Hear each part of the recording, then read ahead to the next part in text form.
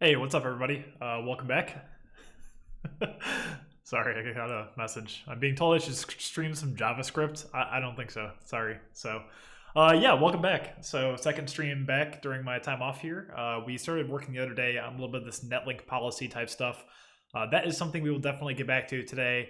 Maybe do a couple of smaller things to jump in. I was able to submit a couple of change lists to get a couple of the constants and stuff into the xsys package. So, maybe I'll start with that first, actually. But yeah, no JavaScript from me. So let's see here. So first of all, my WireGuard package here.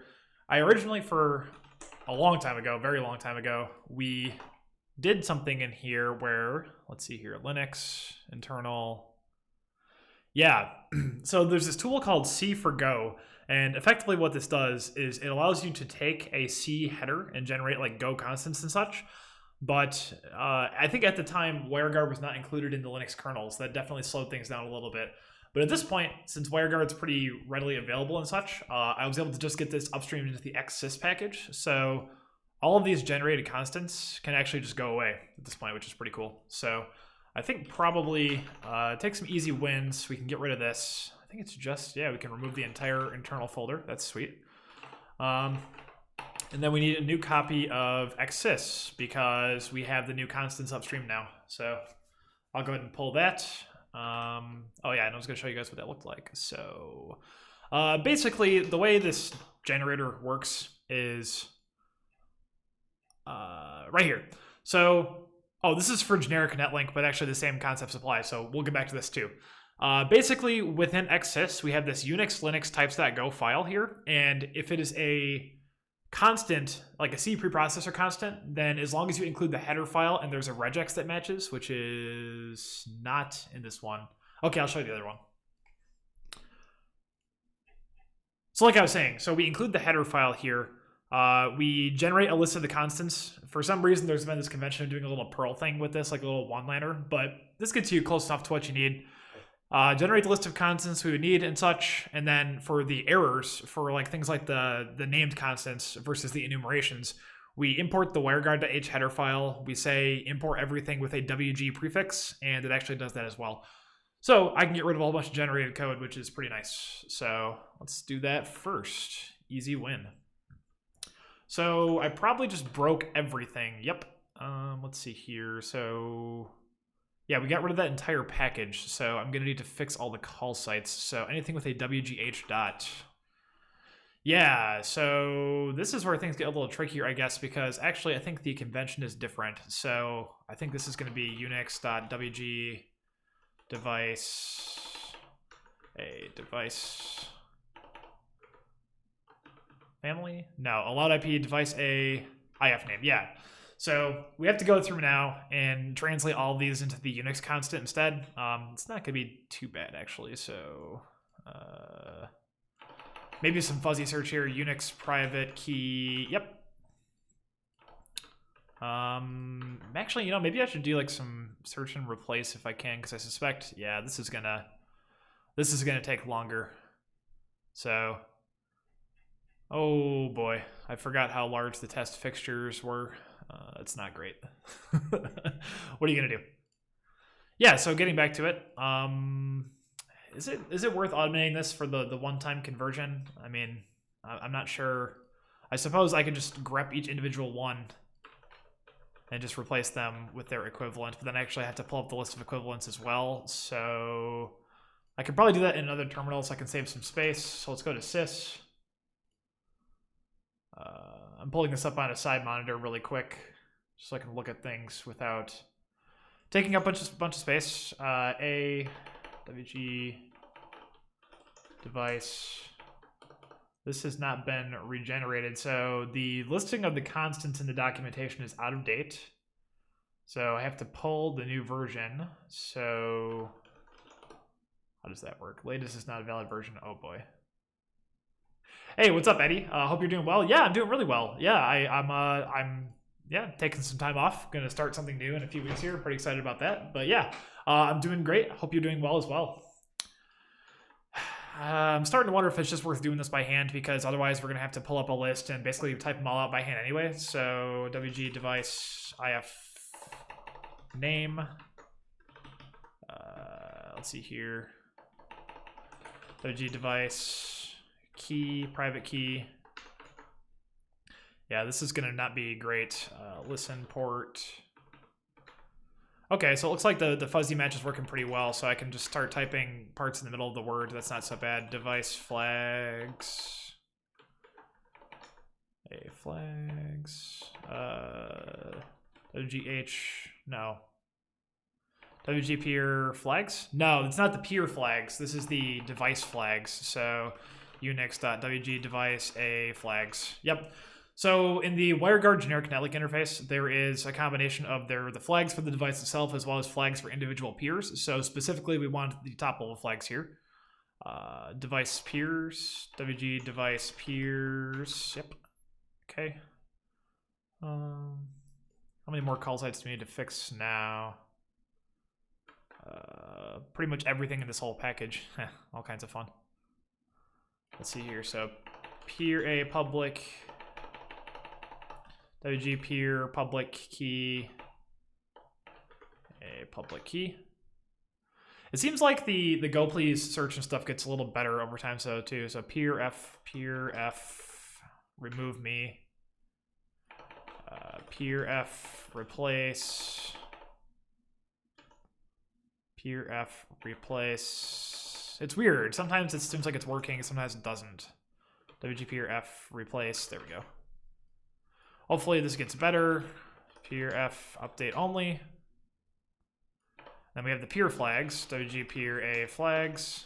My apologies, I did not realize how tedious this would be right off the bat. I suppose I had forgotten, but it's okay. This is an easy fix. So start out with something easy, and then we do the harder stuff in a little bit. So endpoint. Or sometimes people in Twitch chat will give me a faster way. However, I think in this particular case, it's going to take just as long to automate as it would just to do the work, so not a big deal. Unix WG peer a allowed IPs, right? So far we have new version of xsys, and we've translated these constants. That seems right.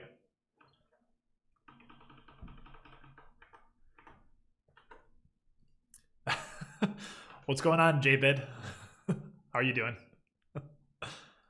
Just write some E-list, bro. Yeah. Not my cup of tea, I suppose. I've actually never really played with Emacs like at all.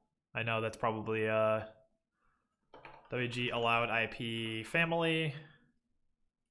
WG allowed IP address, and then the CIDR mask as well. WG allowed IP CIDR. Right. Don't, it's a trap. Yeah, I believe it. That sounds right. So okay, that's one file done. What else we got? So yeah, we got to replace this as well. So now we have unix.genl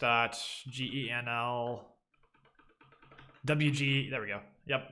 So that is the new version of that. I'm trying to get rid of all the call sites. So what else do we have? wgh dot four more. AIF name. WG device interface name. Let's see here. You started using Goland for your Kubernetes work. Go please seem to get pissed at the size of the project. Interesting. Yeah, I know that Goland has different, like totally different analysis tools underneath. Go please has been getting better, like, you know, pretty much all the time. This is Git device. So I'm overall pretty happy with. I'm pretty happy with, you know, Go please and Go please and VS Code Go and everything. I think that the one thing I really like about this, for example, is that it's all open source. People get to contribute with it, and also folks, you know, the entire community benefits from working Go please. Like, I understand JetBrains is a business; they're trying to make money and such. Makes total sense to me. But for me, I really like, you know, the open source supporting the ecosystem, everybody building together. But certainly, I can understand. Hey, Farad, thank you so much for the subscription. I appreciate that a lot. Thank you for the Twitch Prime. That's very kind of you. Command set device, WG command set device. So we have set get, and then the generic netlink version. So WG genl version. Yep, which is 1 still. Okay. So that's all the call sites in this file, and then we're gonna update all the tests to. This has so unix wg f replace peers. Yeah, so the attribute is flags, and then the device flags, and then the flag is replace peers. Right. Do I not support wg device f? Hang on a sec. So wg device f. So the only device flag is replace peers. Okay, I just wanted to make sure. Matt is back. Woohoo! Hey, good to see you. Nice to see you here. I saw you were talking about streaming earlier too, but yeah, I know there's like the Twitch outage for a little bit. It seems like things are mostly recovered at this point, but I figured I would just hop on and see where I was at. Feeling kind of motivated. So, what's up, Large Databank? Welcome back as well. Nice little crew of folks in here today already. Cool. I appreciate that. Too late for Germany. Tomorrow's another day. Yeah, that's totally fair. Yeah, it's Amazon, I guess, has been having a lot of issues recently. It's an interesting sort of thing. Device index. I guess I'm thankful that like I'm not on call for any systems right now, so I don't have to deal. WG device private key. Yep. WG device a public key. It's interesting how it's only showing 3 suggestions. I feel like it should be showing me more. Device a listen port. OG device a firewall mark, and finally the peers. So yeah, we're just doing a little bit of tech debt cleanup to start things off. Something I had done a long time ago that I no longer want to maintain, I suppose. So doing my own code generation is kind of silly when we have good utilities for doing that. So, oh, yep, got to keep swapping. So WG peer public key, WG peer pre-shared key, peer endpoint, WG peer persistent keep alive interval. Can I do control? No, what is it? Control W? No, not that one. Large Databank, thank you for the gift sub to Metal Matza. Gotta have a sub badge. Yeah, I appreciate that. Peer time spec. Oh, last handshake. Peer last handshake. Much appreciated. Enjoy my emotes. I always talked about replacing them. I actually did ask a friend if she would be willing to draw me some, and she was busy at the time and never got back. So I think at this point they kind of have stuck, you know, my emotes I drew by hand. WG peer a allowed IPs, and then the protocol version as well. Proto version. Okay. Right. Allowed IPs. Allowed IP. Family probably first. No, the address. Then the CIDR. Allowed IP CIDR, and then the family. WG allowed IP max? No. Family, CIDR. It is the family, yeah.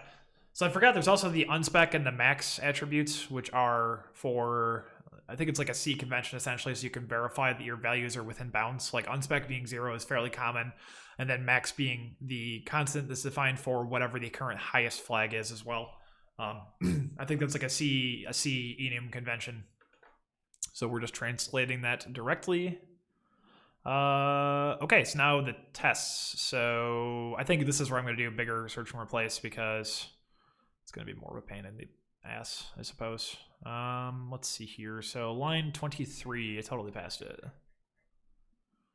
Yep, so wgh dot. Oh, there's line 2 in this file. Okay, cool. wg-genl version, and then wg-genl name. Yep. These are commas, it's not a switch.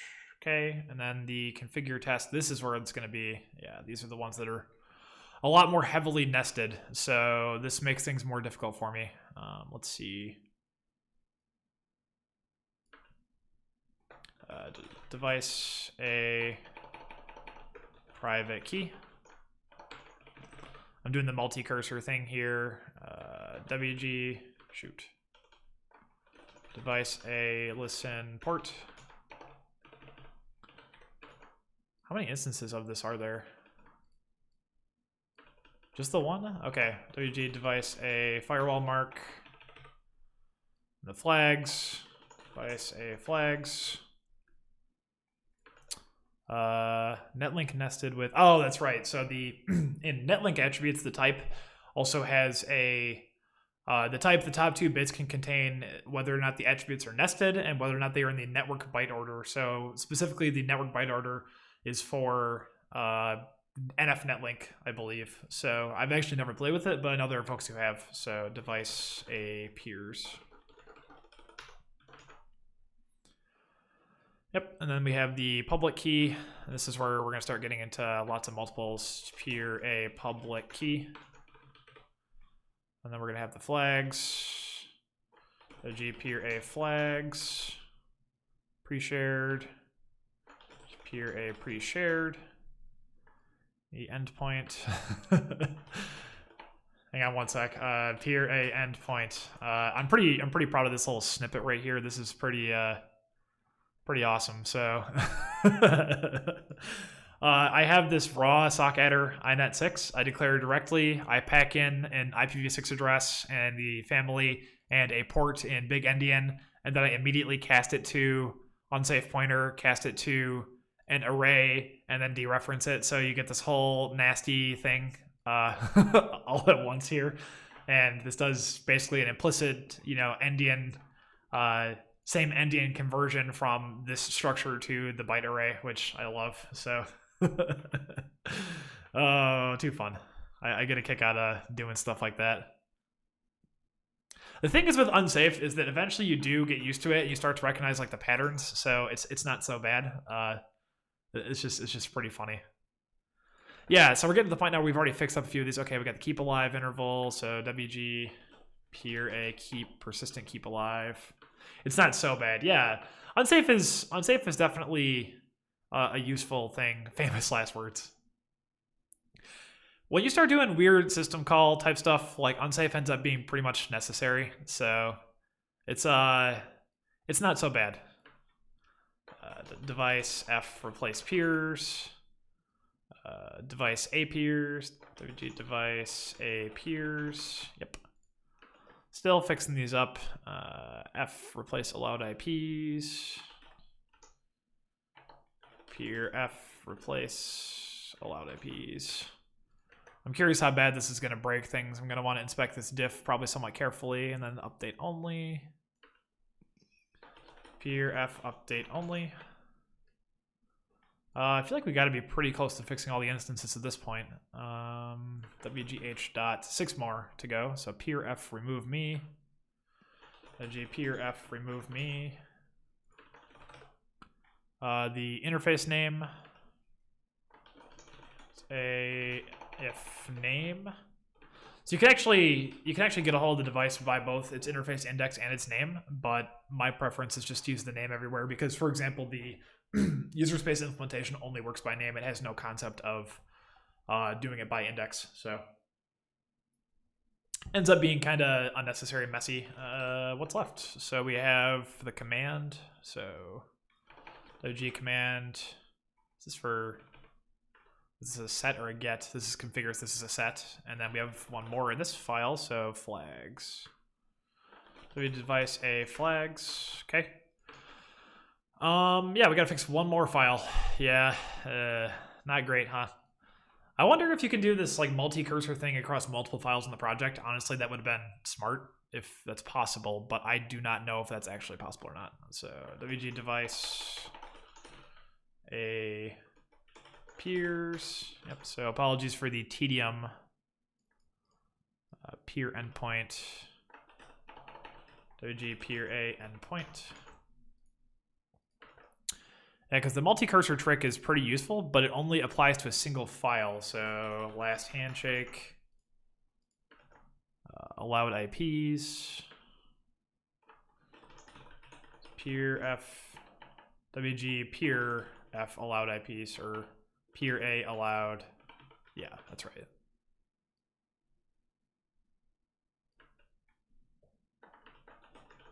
Allowed IP address. Yeah, so I think I just had an invalid address there. I'm going to have to check these carefully because I'm kind of doing this in a pretty mindless way, and I'm probably going to make mistakes. Still 25 more to go. Okay. Device A, IF index. Device A, IF name. Device A, IF name. 18 more. Private key. Device A, private key. WG device A, public key. Right? I think. Listen port. WG device A, listen port. Then the firewall mark.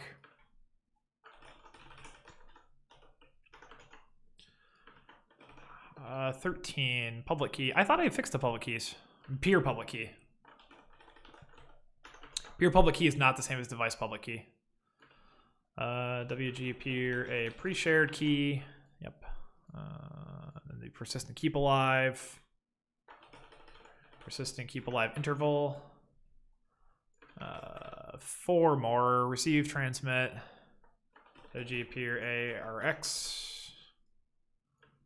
Shoot. WG peer. I'm hitting all kinds of buttons now because I'm spaced out. WG peer a TX. And then we have the protocol version as well. WG peer a proto. Peer a protocol version. There we go. What's left? Device. So WG command get device. Okay. Yeah, so all the tests pass, which is a little surprising, I guess. So that would seem to indicate that actually everything is working as intended. So something cool we can do here. So IPLS type. Does this work? So you can't query by type. So for example, right now on my machine, I have a loopback device, and then I have my 1 gig Ethernet and my 10 gig. So sudo IP link add dev WG0 type WireGuard. So if I do this really quick, and if I add a WireGuard device to my system, we can actually run a series of tests here. Test integration dot. Yep. So with this, if you run these with this environment variable specified, this will actually perform integration tests on the device and do all the appropriate configuration and such. So these also require privileges. So the easiest way to do that is to sudo it like so. I think I can just insert an environment variable like this, test.v. Yeah, everything seems to pass. So we're able to get WG0. We can configure it. We can set up allowed IPs. We can configure, 256 peers with 512 IPs. So yes, everything seems to be passing, which is good. So that's a good sign for this work. Yeah, so we updated XSys. We have totally ripped out that get device, set device, name version. I'm just gonna do brief visual inspection here, see if there's anything super wrong. And otherwise, I think we're in pretty good shape. All the tests continue to pass, which is promising, but it's completely possible that I got something wrong in here and it just happened to be like the same value, So it's good to inspect a little bit too. Peer public key, peer flags, endpoint. I'm gonna go full screen for this diff. Peer endpoint, replace allowed IPs, Get device, or that's set device, actually. That is a set device. That's an important distinction.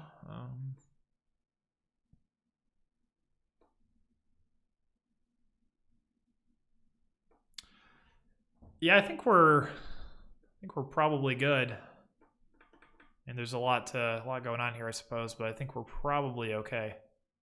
And of course, we have the big red diff of deleting all of the generation files, which is good because it gets us to get rid of a code generation step we no longer need, which is nice. So cool. Let's see here. So add everything. Let's see here. Internal WG Linux. Switch from. Actually, let me tidy first. I wonder why we don't go mod tidy by default. That's something I tend to just do pretty frequently, but I'm not exactly sure. I don't know why it doesn't do that by default. Is it because you want to keep all those entries in the GoSum manifest? But I guess for me, I'd rather have like the minimal version of like what's currently there or what's currently being used. So I don't know. Replace code because it's an expensive operation. Interesting. Thanks, Dominic. I guess maybe on like a large repo, it'd be expensive with xsys constant. Oh, gotta do this thing again. And pushed. Okay, we fixed it. Yay. Well, half an hour into the stream, we haven't even done what I was talking about doing in the first place, but my apologies. Yeah. So getting back to this now, where we left off last time was I was having a couple of things where some of the constants I needed were not in the xsys repository, so I had to either make it up like this or similar, and I wanted to actually have a chance to fix that up. So now I've installed Podman. I got the Docker build system stuff working. It takes a while to run the code generator, so it's not really something I want to do on stream if I can avoid it. But we are at the point where we can also fetch the latest Unix in this package. Dominic has linked an issue, probably relating to the go mod tidy. Sure, let's check it out. GoGet does a lot less work and loads many fewer packages than go mod tidy does. Making GoGet, tidy, GoSum, and go mod would make it more expensive. It's unclear that's worthwhile, and if you need go mod tidy, it's easy to run. Okay. Seems reasonable to me, I suppose. I guess I'll continue to run it because I suppose, you know, I'm not working on Kubernetes or similar, so maybe that's why I'm not having a problem with it. But yeah, so where we left off with this was we needed to get some new constants into xsys, and we've actually done that now. So so I can now get policy directly, which is cool. Yep. And then we have things like the family ID and then the policy constants in here as well. So that's something I can check out too. Otherwise, I think that's where we left off. So for example here, we've got this test file. I suppose probably what I should do is I should explain what netlink policy is in case people weren't here last time. So the kernel has this concept of being able to validate the individual attributes in netlink messages. And basically, like, you can say that this attribute is a string and it must be null terminated and it must be less than perhaps, 16 bytes. That is something the kernel can express, and as of a couple of years ago, that's also exposed to user space. So what I can do with this essentially is when I'm building generic netlink libraries, I can make it so that the kernel can give you better error messages if you mess something up. So just seems like a smart idea, I suppose. So this is something I wanted to explore a little bit now that we have the ability to do so. So we were playing with this netdm, but I'm not familiar with that as much. Let's try a family I'm more familiar with, because we also have to reference the set of constants defined for those families. So if we can do like ethtool or something like that, that will make life easier for me. So yes, it looks like cool. Looks like ethtool netlink also has policies available, so that's going to be good for us. So 1, 2, 3, 4, 5. So this must be the attributes themselves. So if we reference my ethtool netlink package, let's see here. Go and open up a split so we can jump back and forth into ethtool. So for example, this incrementing list of things here, I think is effectively the individual attribute itself and then the policies which apply to it. So for example, we have like, attributes 0, 1, or is that the family? Hang on. Let's dump this again really quick. So family ID is this, and then we have the individual attributes themselves, I believe. So this should just give us the family for, so the family ID is 21. Yep, that makes sense. So ethtool is going to be 21 on my system. So policy, okay, I forget exactly how this works. So policy help, right? Control help, genl control policy name ethtool. There we go. So we're effectively going to take this information and end up like printing it to the screen and such. So ID 0x15, I think that's 21 in hex, right? So that is the ID of the family. Op1 policies, op2, op3, op4, and then these constants here, like the 1 through 32, these all correspond with the These all correspond with the individual attributes. So for example, here we can see like, this is nested. It can have a maximum of 3 attributes. This is a U32, maximum of 4.2 billion. So this is useful. So let's filter this a little bit more. We don't really need the family ID still. It's not super useful for us at this point. We'll definitely save it at some point, but this is the same for every message, so we're going to ignore it.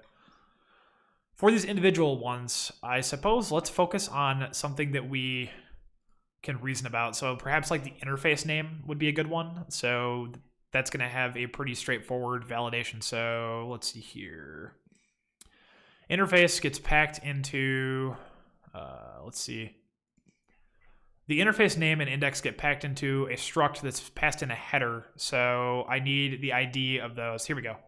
A header, device index, device name. So attributes 1 and 2, it looks like. So perfect. So if we take a look at this, let's dump out the values for 1 and 2 specifically and ignore all the others for now, I think. So that seems like a reasonable place to start. Let's see here. Does this make sense here? So policy 1, attribute 1, policy 0. So there's policy 0, which has, it looks like 3 attributes associated. There's policy 1, which has a few attributes associated as well. I'm not exactly sure how this data structure is laid out, so we're going to find out together. But looking at this here, U32, is interface index a U32? Yeah, I guess it is. So I'm guessing this is our interface index, and this might be our device name, but I actually would have thought that this would not be a maximum of 127. I would assume this would be a maximum of 15, right? Because IF name size. So maybe we're not looking at the right thing. How do we... I would have expected a maximum of like 15 or 16 bytes, because that's the Linux interface name limit. Huh. Let's drill into one of these and just see what sort of data we can parse out. See if we can parse something that makes sense, So go back to the generic netlink library.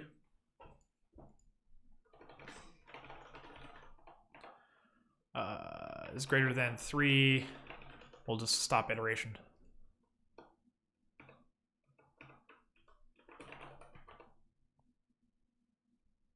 Invalid attribute. Oh. Did I break? Failed to open ETH tool. Did I break my library? Interesting.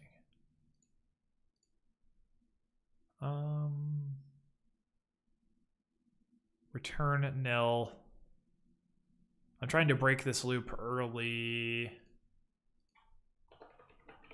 And it breaks the attribute decoding? That's... now it's broken altogether? Seems odd. Oh, you know what? It's because this is why. Because I commented out the entire case. So it was trying to decode the family ID as a nested set of attributes, so that returned an error naturally. So that makes more sense. This was correct. So that was a mistake on my part. Yeah, so let's see. 1, 2, 3, 0, 0, 0. So type 0.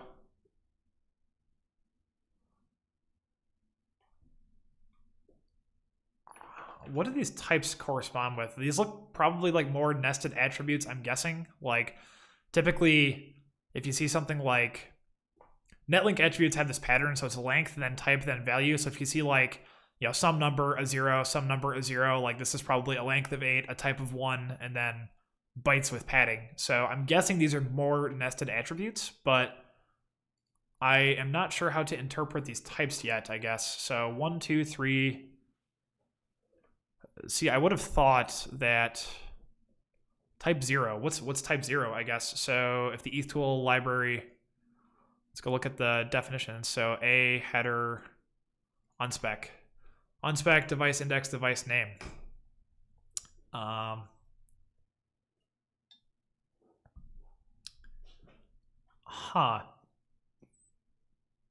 This is interesting. I'm not sure how to correlate these quite yet, I suppose. What are we looking at here? We may need to go splunking some kernel source, actually. Sometimes is the solution to this sort of thing. So we have the family ID. We definitely know that's true. I'm guessing this data structure is nested a couple of times. So let's, for fun here, let's unpack the next level in a second nested decoder. This has to be a netlink dot, and then, and of course we're going to end up factoring this out into a different sort of thing. Okay. So even more nesting. Yeah, this means nothing. So we have multiple layers of nesting here, but I don't know how it fits together. So I think we need to take a look at the kernel source and see what exactly the policy command is giving us. So we're going to look at for this identifier. The other day we used a tool, thank you Chrome, Elixir, Bootlin, I don't remember the exact address. Yeah, this is a super cool tool for basically splunking the Linux kernel. Actually, didn't somebody say SourceGraph has good?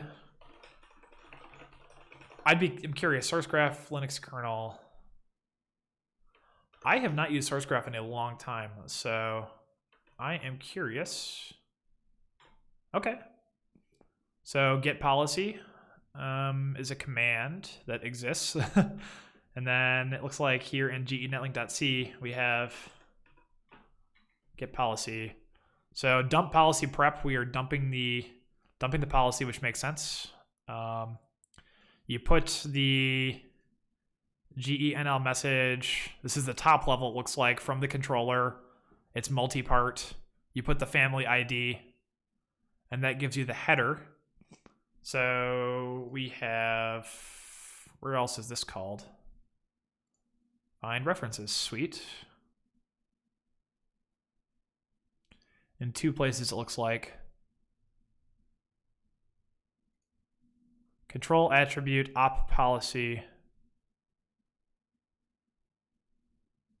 Dump policy put op. Don't validate dump. Let's see here. Policy do op policy. Control attribute op policy. Is this what we're looking at? What's the definition of this constant, I suppose? So policy, operation policy. So we have, so I'm guessing this first level is probably some combination of these three. We have the policy, the op policy, and the op, right? I'm guessing. I don't know for sure, but so we start nesting the policy. So let's take a look at that first, I suppose. So we have the family ID. We have a nested set of attributes, which have the type of case unix.control atter op policy. So something like so. Does it still run? Yes, it does. Okay. So we filtered things out a little bit further. So we have the family ID, the op policy, and what else is this giving us? Let's just print the types. I'm guessing it's going to be the policy attribute and the op attributes. This seems to be like perhaps some kind of header, and then we have the individual ones. So I guess let's find out. We also have all eights, it looks like. So this is a value of 9. So policy, we have policy and op policy. We don't have op at all. So we have the policy attribute and then the op policy attribute. I'm not sure how those fit together at this point, so let's take a look. So attribute policy and operation policy. Oops.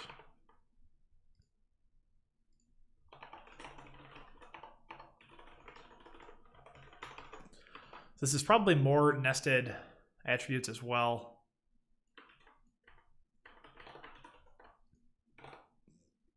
Yeah, okay.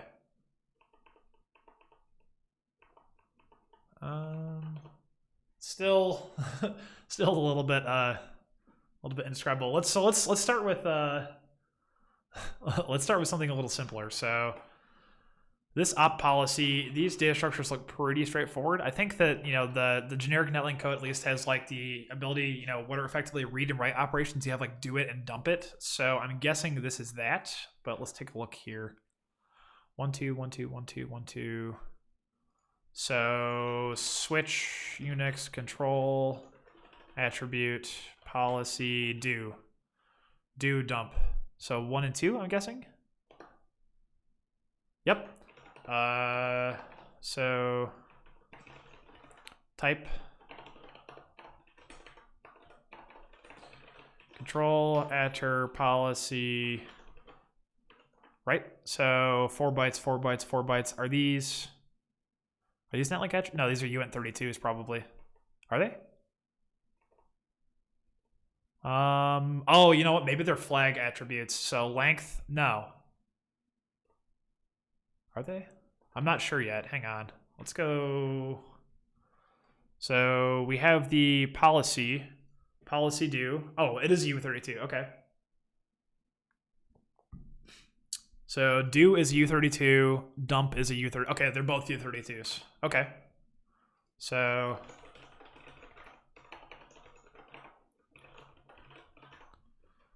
we go ahead and pull it apart here. We're going to decode the U32s directly. And then we keep going until I just broke the code somehow. I deleted a bracket I wasn't supposed to. Okay, switch the loop. There we go. Not a U32.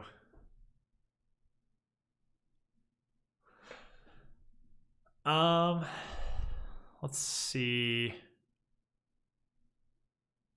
Did I call the wrong receiver here? No, these are all the nested. So within the nested context here, we have do and then policy dump, right? I thought those were all U32s.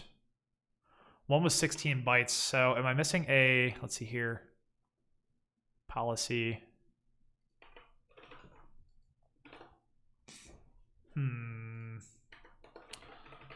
Really quick.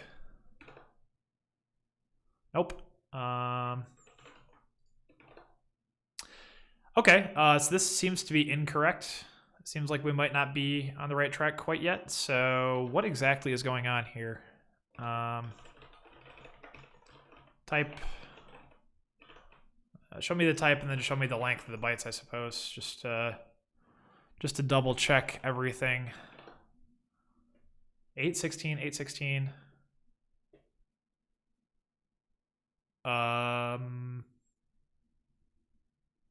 Is this a netlink array? So 16, 16, 8, 16, 8. So this is not U32s. We have a nested attribute decoder here. We're decoding we're walking through the individual attributes. So we have 32 different attributes, it would seem. Did I get these two mixed up? Was I looking at control attr? Am I looking at the wrong block? Hang on a sec. Op policy. No, it doesn't seem so. So op policy starts a set. Netlink policy. Nest op.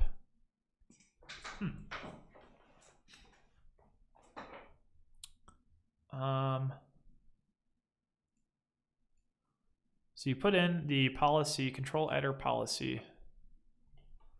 Maybe these are in this block up here. Maybe I'm misreading this a little bit. So if we pull this out, I feel like these names are a little confusing. Maybe just the way everything is put together here. So maybe these attributes, maybe it belongs in this block, right?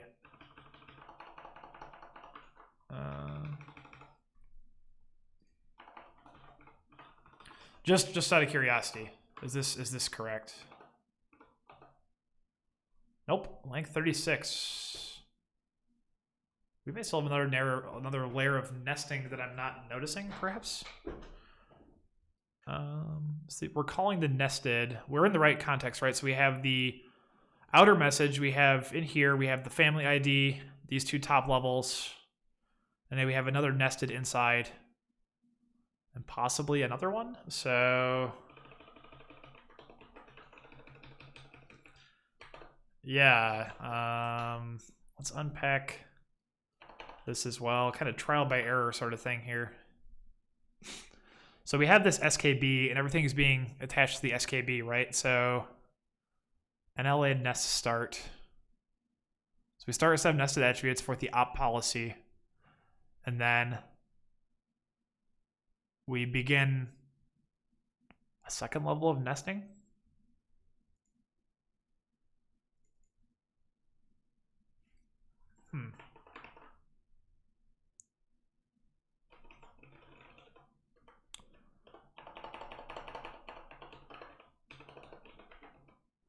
This is a little obtuse, I suppose.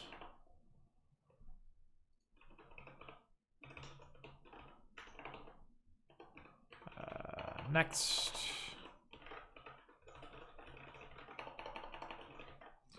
We'll print the type, and then print the length of the bytes that are available as well. Are we logging anything else at the moment? No, we're not. So this appears to be even further.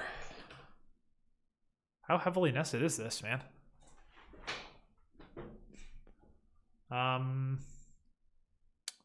Let's try this one more time. Let's go back down here. So I want to copy this code again. I'm kind of lost here. I'm kind of off in the weeds. I've never seen this before, so I'm having a hard time following along. But shoot, sorry. Need to comment this block out to save myself some noise. Just need to focus on one of these at a time. Okay, here we go. 444. Okay, these are all U32s. So I think I may have problem exists between computer and keyboard briefly, pepcac. So it would appear now that within this second nested scope, we have these do it and dump it values. So the second nested scope, and of course what we're going to do is we're going to factor these out into different functions. So it'll make things much easier.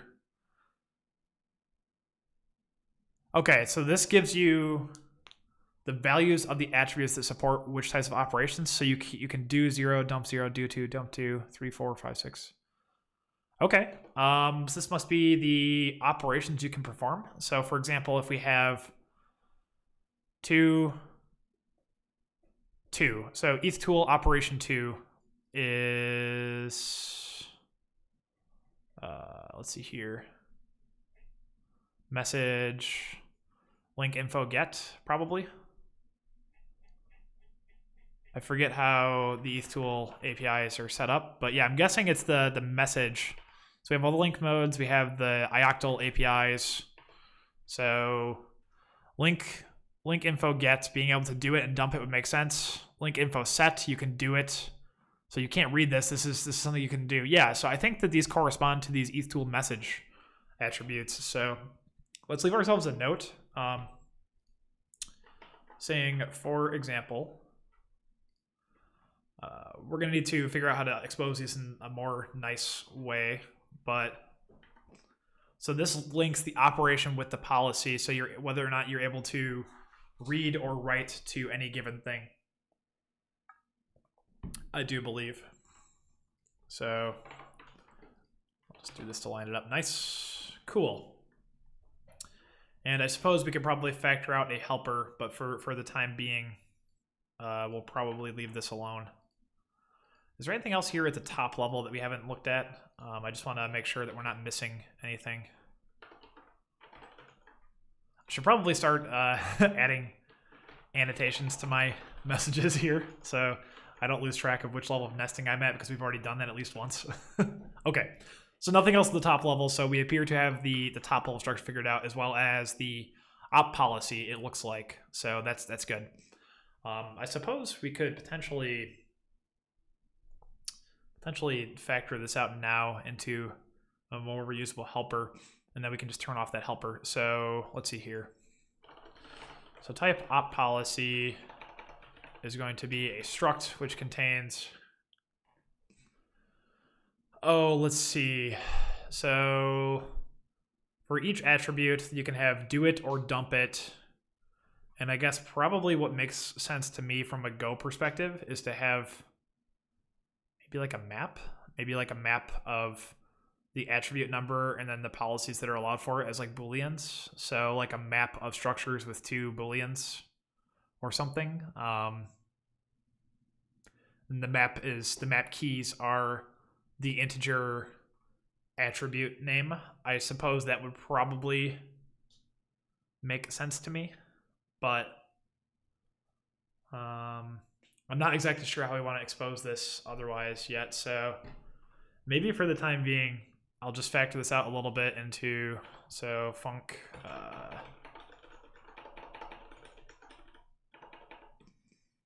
parseop policy takes an attribute decoder,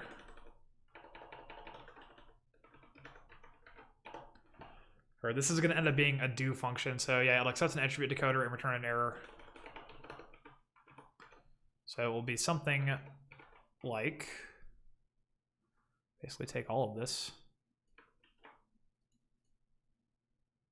Are the names sequential? So a pound or a slice versus a map. Yeah, it does appear they are sequential actually. So I was also debating a slice for that reason. I just wonder if it would be awkward to use like the slice indexing. I guess a slice might make sense. Like a slice of, we have a slice of structs that have 2 booleans or something. That might make sense. They do appear to be in order. So for the time being, I'll just factor this out into its own function here. It would be awkward if you have to check for bounds. Yeah, that's exactly it. Like, I'm definitely going to package this up into something nicer externally, or I'm not sure exactly how I'm going to expose this quite yet, but versus these 0 values from map lookups. Yep, that's a good point. Yeah. So map, I mean, I guess I'm leaning map for that reason as well, but certainly something we can consider. So parseop policy. Yep. Okay, so now we have just a function we can turn on and off. So that'll be easy for now. So getting back to this, we have the family ID. We already know what that is. So now we have the... Now we also have control attribute policy. So what does this do? I suppose probably the clean thing to do will be to parse policy, create another helper function like this so we can turn them all on and off at will. Parse policy, netlink, decoder, error.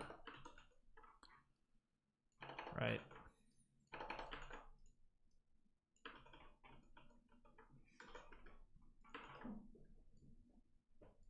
So we have type bytes, type bytes, type bytes. Okay, so there were 33 values above in the do it and dump it. So 1, 2, 3, 4, 5, 6, 7, 8, 9. Up to 23. So 23 is the highest key or highest type we're seeing here. But what exactly do these types correspond to? 24, 32. So these 4-byte boundaries lead me to believe we probably have another set of nested netlink attributes here as well. So we may have to do an additional set of nesting. Let's say, for example, that all of these are nested. Like maybe, maybe this is a netlink array, actually. Because it seems like the numbers continue to increment. Well, okay, so 1, 1, 1, 1, 2, 1, 2, 5, 6, 7. Skips some, that's weird. So I'm guessing these correspond with some set of constants we don't know yet. But let's do another layer of nested decoding just to see what it looks like inside of here.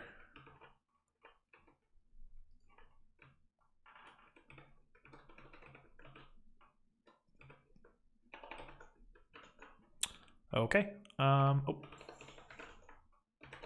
Return. I can't type today.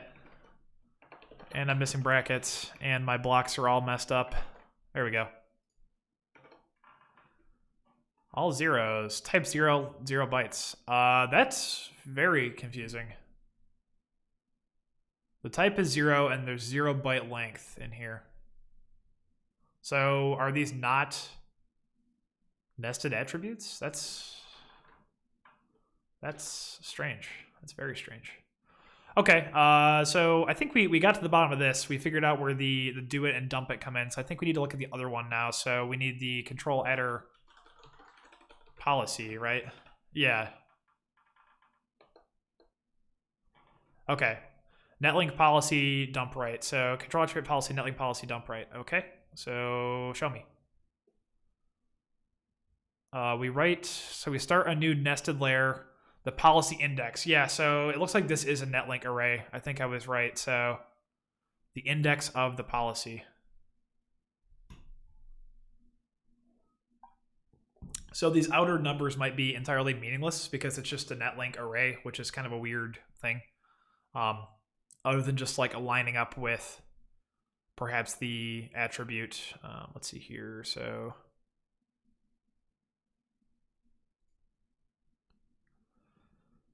NLA, unspec, reject, nested array. Oh, so these line up with the data types.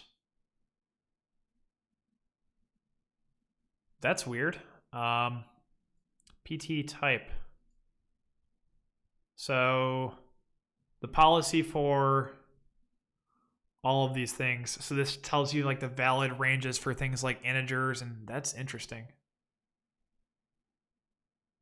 So this is where we get into like the really the meat of it, I guess. So probably the easiest thing to do first will be to take apart something really easy. Like, so for example, like a U32 would be pretty common and easy. Nested array. Wow. This is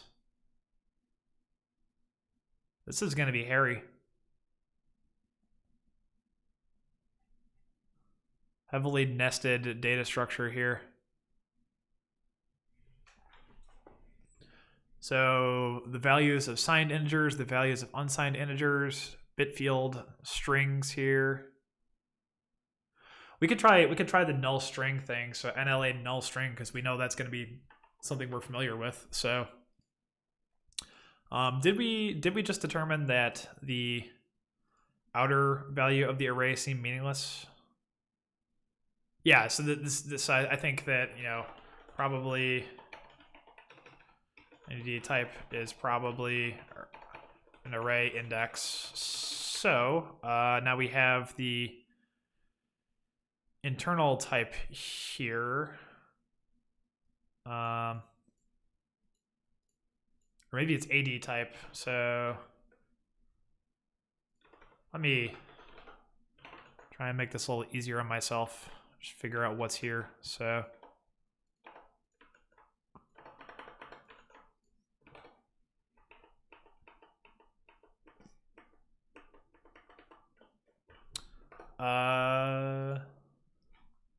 or maybe, yeah, maybe I think AD type is probably the array index. So now if we do switch unix NLA null.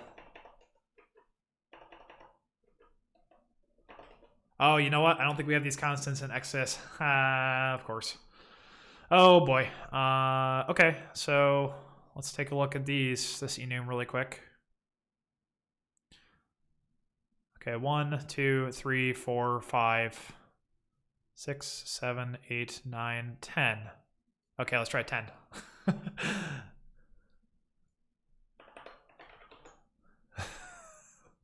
What a mess.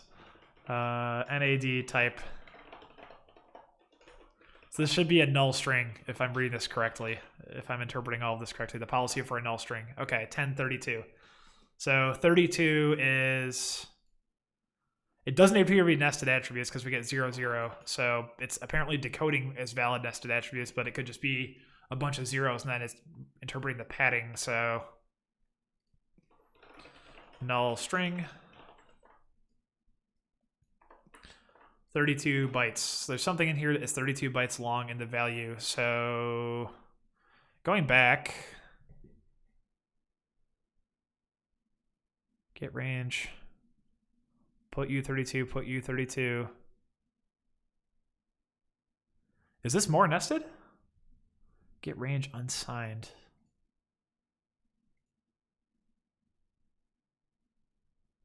I don't see any further nesting here. So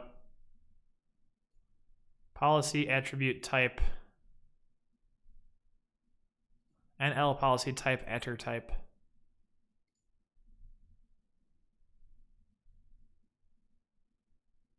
Type of the attribute, minimum value, maximum value. So this is another set of, it claims to be another set of nesting, but I think is how I'm interpreting this. So, did I? 32 bytes. But didn't I just try? Oh, you know, maybe was I not iterating it? I think I may have screwed it up, actually. I think I may have messed up my own API. Just by printing essentially the initial value instead of iterating over it. So we create another layer of nesting again. This is wild. For next. Okay.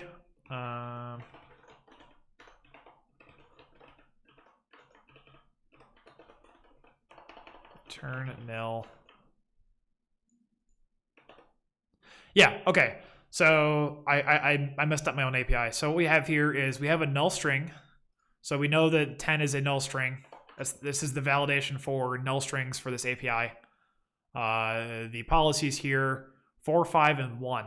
So these look like probably uint64, uint64, uint32. So 1, 5, 1, 4, 5. So the different validations are length, minimum length, maximum length. Yeah, probably stuff like that. So what did I say? 1, 4, and 5. Okay. So 1 is the type. 2, 3, 4, 5. Value unsigned, maximum value unsigned. Yeah, that would make sense. For unsigned integers. Oh, wait. This is a string, though. So that seems wrong. 1, 2, 3, 1, 2, 3, 4, 5. Yeah, that doesn't seem right, does it? Because it seems like the min length and max length are for strings. Maximum length for binary attributes.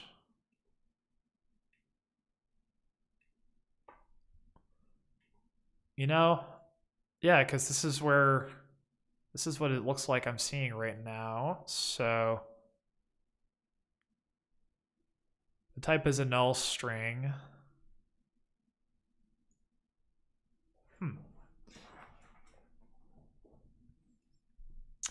Policy type, attribute type.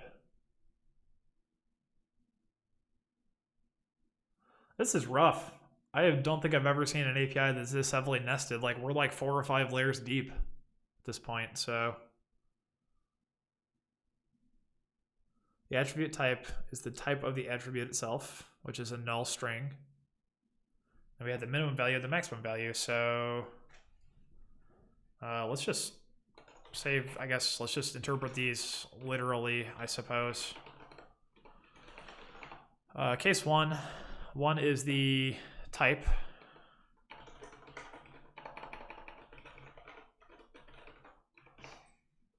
Which appears to be a uint32. Because I think it's an enum. So the case 4. Minimum length is going to be a uint64. And the maximum length is going to be 4.2 billion, I'm sure.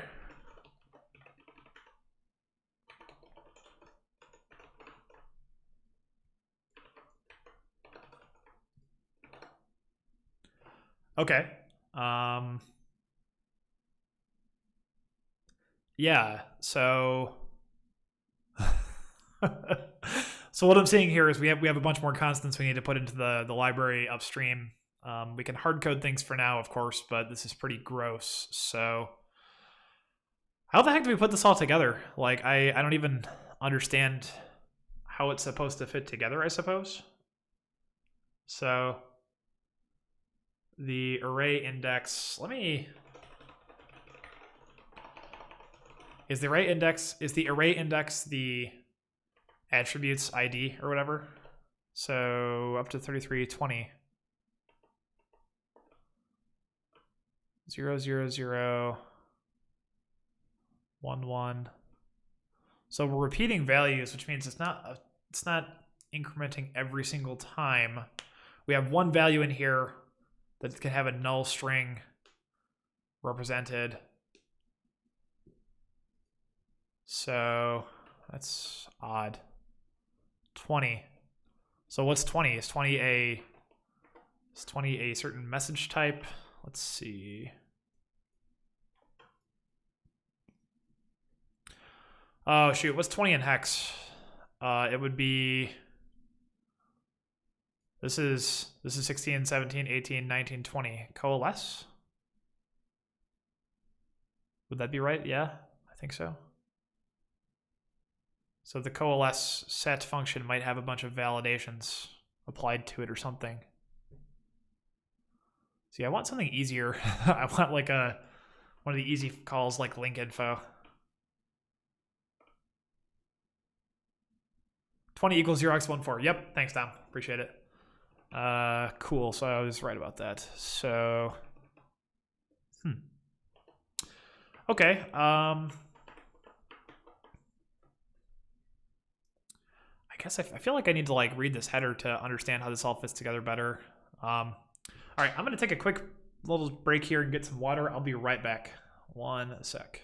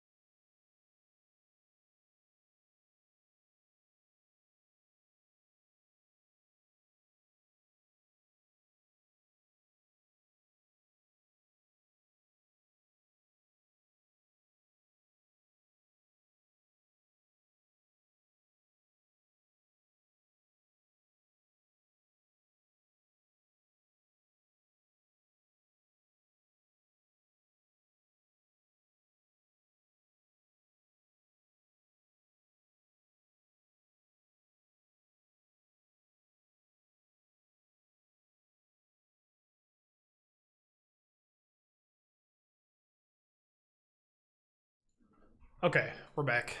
Let's see. Policy descriptions. Just want to take a look at this really quick and see if there's anything. So it is specific to each family how this is used. Normally it should be retrieved via a dump inside another attribute specifying where it applies. So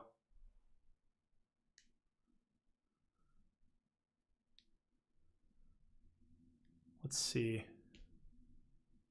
Binary data min max may be specified. Signed. Okay, so we need the constants for these, the attribute types.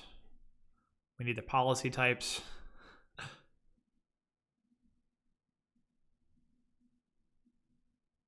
NL attr type 0, 1, 2, 3, 4, 5, 6, 7, 8, 9, 10. Oh, so you know what? I'm reading for binary right now 11, 12. So 12 is null string. So did I get the wrong set of constants? So if 10 is binary, I was looking at NLA something, which was because I think that, you know, we were curious why it didn't match up. I think that's why.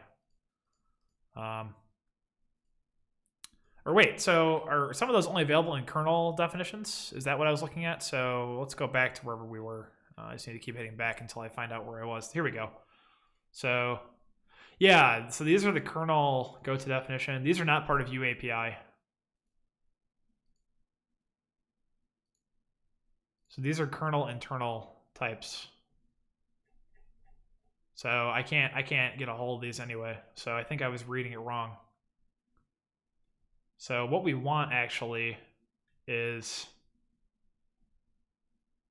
yeah, see, okay, I totally misread this. So it's taking an NLA string and saying it's the attribute type of string. So I think we actually do have binary is as a result here, and then I was misreading the constants. So attribute type binary is 10. So this is not a null string. It's actually a binary. I've got a little thing here for my stream. I can probably close that at this point. I don't think I need that anymore.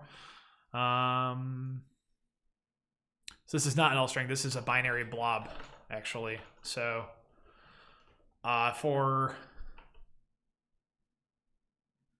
binary 145. Okay, yeah, we need to add all these constants. So let's do that to xsys really quick because it won't take too long. So we need these nl_attr type, and we need the types, and we need the policy type, nl_attr type, nl policy type.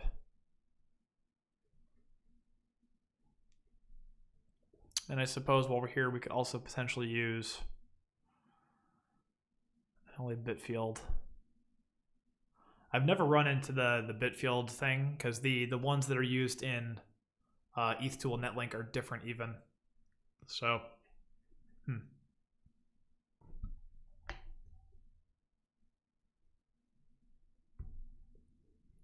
I guess while we're here, is there anything else I really need to add? I think a lot of these I've done in my own code already. So, yeah, we need to add the attribute types and the policy types. Okay. All right, let's go back to xsys, I suppose. Xsys, Unix, main, master, forgot. So we're going to do the code generator dance again. We can actually steal this from last time. So NLA, NL, netlink.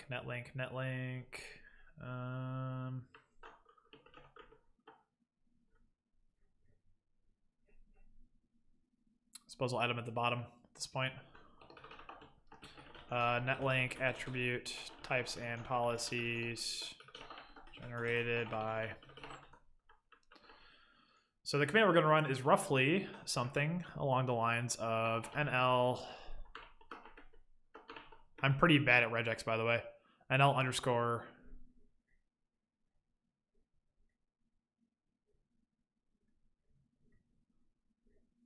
Looks like all the NL_ stuff is what we want, actually. So the enums that are part of NL_, although there's a bunch of structs in here too. I'm not sure how that's going to work. So yeah, because this has no intelligence. This is just a regex, so I have to be more specific. So we want... You would backseat more, but you're still looking for fonts. Yeah, no worries. So we want attribute, and we also want the policy. So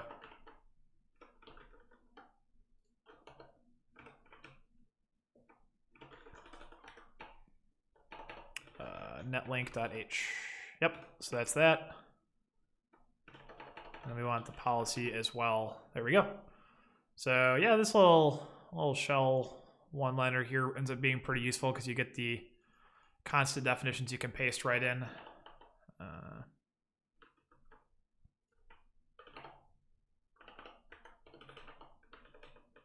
Nope, I actually don't want that line wrapped. Try to follow the Go style if I can. There might be a way to do this with one line, but I am not exactly sure. So const, nope. Make a const block, please. So we have the attribute types and then the policy types, which are not the same as the in-kernel ones, which is why I got confused. So Yep, so we get to do this. Then we get to run the old code generator. So Linux, AMD64, and then we run make. Oh, no. So I shouldn't have controlled seed. Oh, well. Make all.sh. And what this basically does is it pulls a recent copy of the kernel, a recent copy of GCC, etc. Generates all of the constants and puts them into this nice tidy file. So it's going to take this as a set of inputs. We've already got the netlink file in here, I'm sure. Yep. Netlink.h. Cool. Yeah, so that's going to generate all the types or all the constants we need. And then we can replace my local checkout with this one that will have all this data, so that'll be useful. So now we got to wait a little bit. Cool. Good deal. How are you all doing today? Hope everybody's having a nice Wednesday. Can't complain too much myself. It's nice having some time off. Oh boy. A couple of getting some spam text messages. All kinds of fun. What are you going to do? Yeah, so once I have these generated, we'll be able to start using these in our code, which will be nice. Time off, not a brag. Yeah, hey, it's pretty nice. Pretty nice having time off. Can't complain too much, you know. So this will all be generated now. We're gonna get back to the point where we can start decoding these things some more. That'll be good.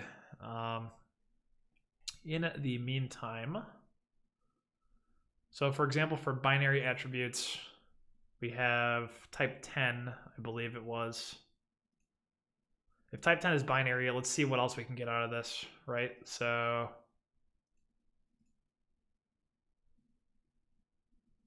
binary string, null string. Okay, so 10, 11, and 12. Just out of curiosity. Can you specify? Yeah, so 10, 11, 12. These are all roughly the same, I think. So if we run this now,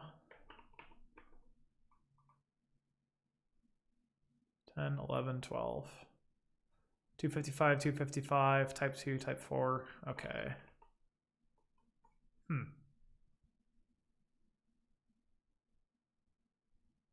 Interesting. So those appear to be the strings and null strings that apply for this policy. This is going to be one hell of a nested function.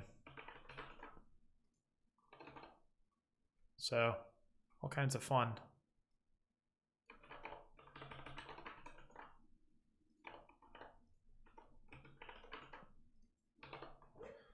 $10, $11, $12.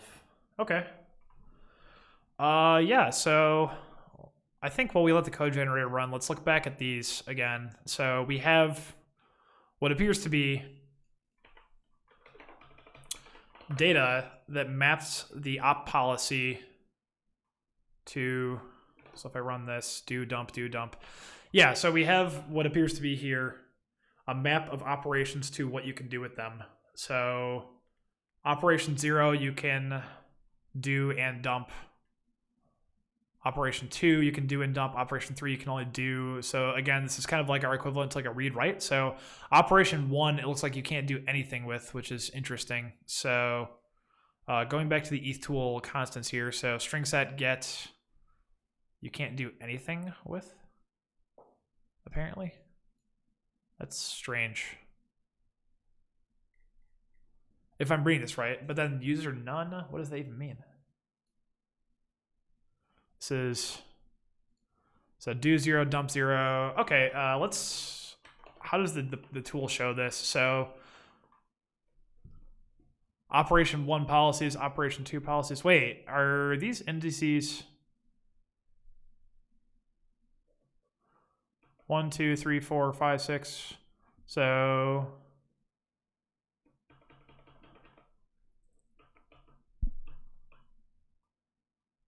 I'm trying to understand how these values line up here. So operation 1, do 0, dump 0. Operation 2, do 2, dump 2.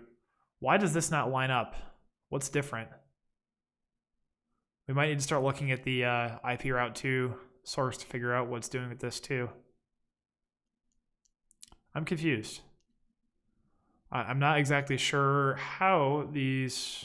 Oh, here we go. Here's another one. So operation 30 policies do equals 31. So there's a different value associated with these. And I'm not sure why. So going back, we must be missing something again. So we have the parsing the op policy. Let's see here. Suppose we should print the type.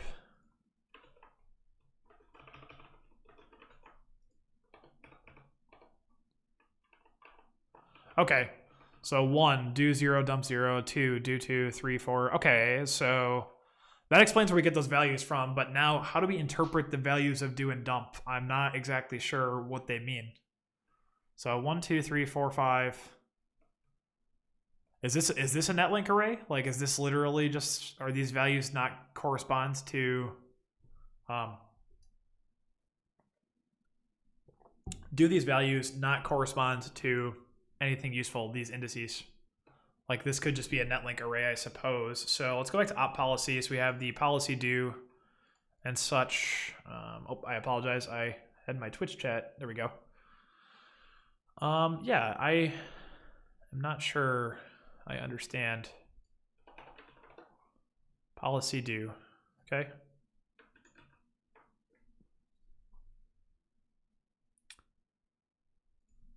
IDX, so the index, sorry.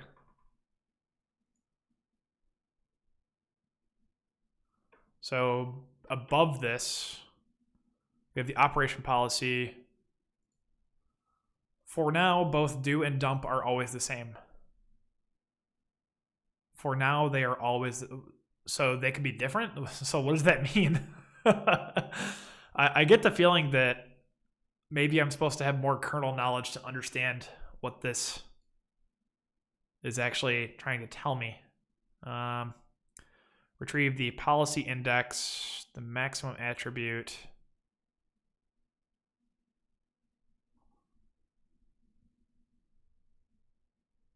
The index of the given policy in the dump state.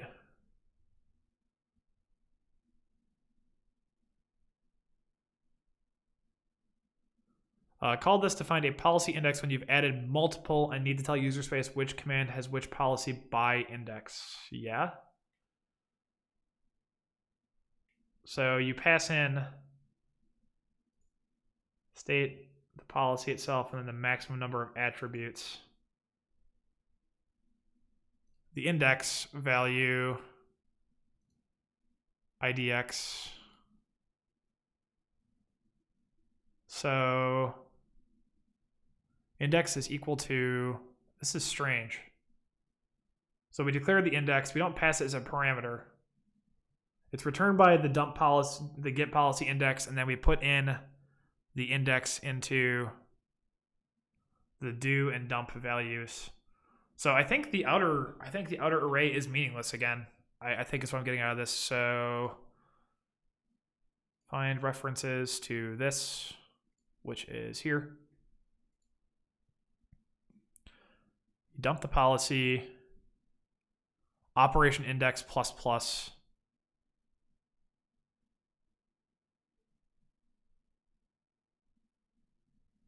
So we start nesting the policies and then we dump right. So you're looping through, you're nesting the policies. So if we look at this again, I want to see the policy index is what starts. So the policy index corresponds to what appears to be the type of the nested attributes. Okay? But I still don't understand how it fits together inside. Write the current policy dump attributes, the message try to the policy dump state. Yeah, I'm still just not sure how this fits together. Like, we have what appears to be this outer policy index, but the policy index does not necessarily correspond to the command index. Right? Is that what I'm getting here? So if we start looking at the right again, the policy index starts a nested set of attributes. We write out all the attribute data. Oh, now we're looking at the different one again. So we got mixed up again. This is significantly more challenging than I expected. I may get to a point where I just need to do some off-stream research to continue this project because I'm kind of at a loss at the moment for how this all fits together. How's our code generator going? Yep, still going PowerPC. Okay. That'll take a little bit for sure. We can stick with what we got for now. Just keep running it. So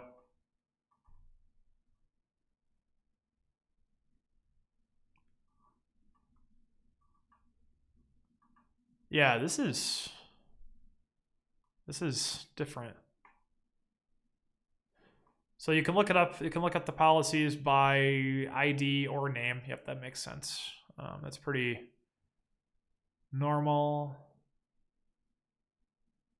Operation. Oh, so you can look up the policy for a single operation, it looks like, too. I suppose that could be a useful way to start this, to look up for...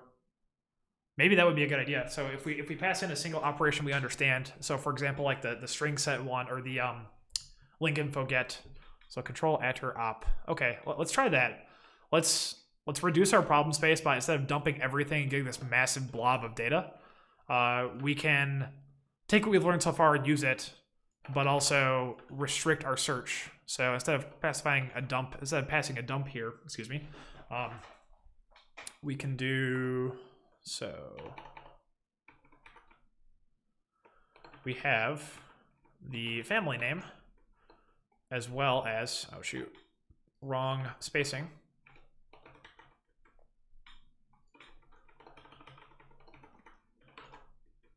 We can also do this, so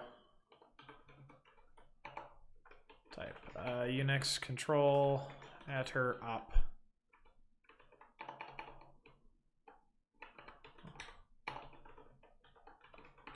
So we can specify the index of the operation. So family name op. We can specify a single operation. Okay. So data unix eth tool message. Is there a command, or they're all called messages? Eth tool message link info get. Why not? That's a U32. Is that what that said? Sorry for flipping back and forth. It's I usually work on multiple monitors and I'm not used to this 32 bytes. So we're going to pass in just an operation we understand and see if we can get a hold of some useful data here. Not supported. Is that because we didn't pass? What did we miss?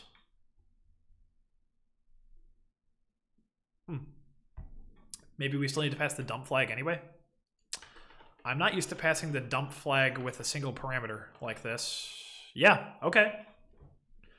All right, so 2 corresponds to the message type here. So this does seem to indicate that, let's see, let's go ahead and write some more notes. So op ID, e.g. eth tool message link info get. Yep. I still don't understand how to interpret do or dump here. They're U32s, but what exactly do the zeros mean? Like how do these match up? Maybe these are linking to like certain policies or something. All you need is 3 Twitch accounts and you can stream each monitor separately. Yeah, that's the one bad thing about streaming, is that I have to kind of cripple my own development setup in a way, just kind of downsize it a bit. Makes things a bit more difficult for me. So let's keep printing out everything we know. So family ID, yeah, we already, I guess that doesn't really do us any good. So how about the op policy? Okay, and then how about the policy itself? So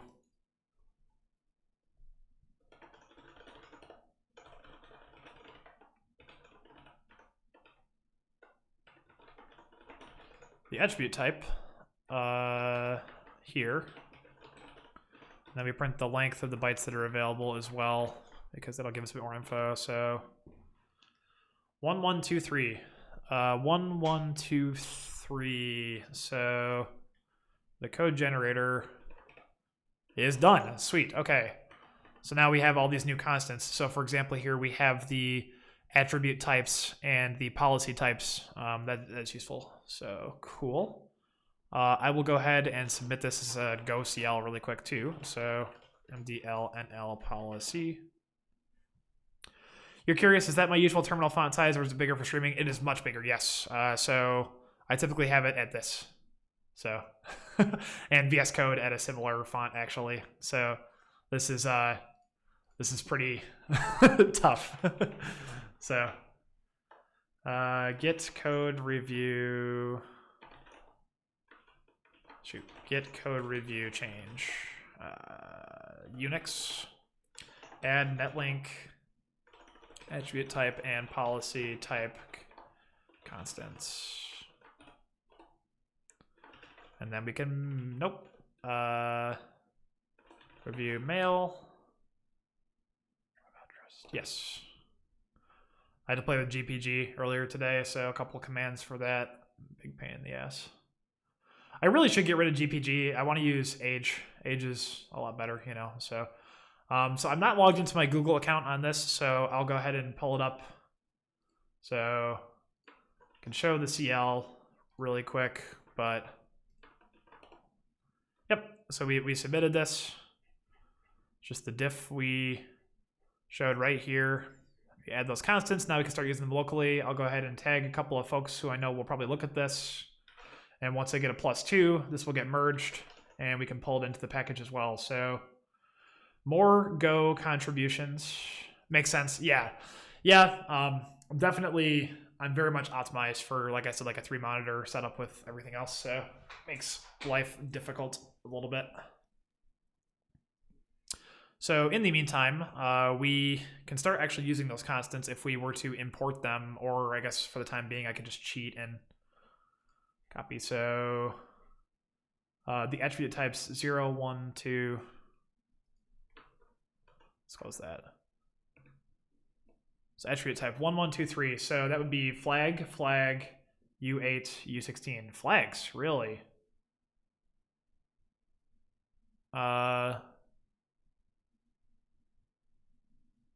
Really? Flags? The field. Yeah, I guess so. There are flag attributes associated with this operation? With the really? Huh. Flags are, oh, you know what it is? I think that netlink flags, flag attributes are a weird thing you basically use to indicate like the presence of an attribute but no associated data. And actually we do use them, I believe. Flag. Where do I use flags? There's this compact bit set thing that might actually use a flag attribute, but no, it doesn't seem so. I'm not sure I understand that then. 1, 1, 2, 3. So,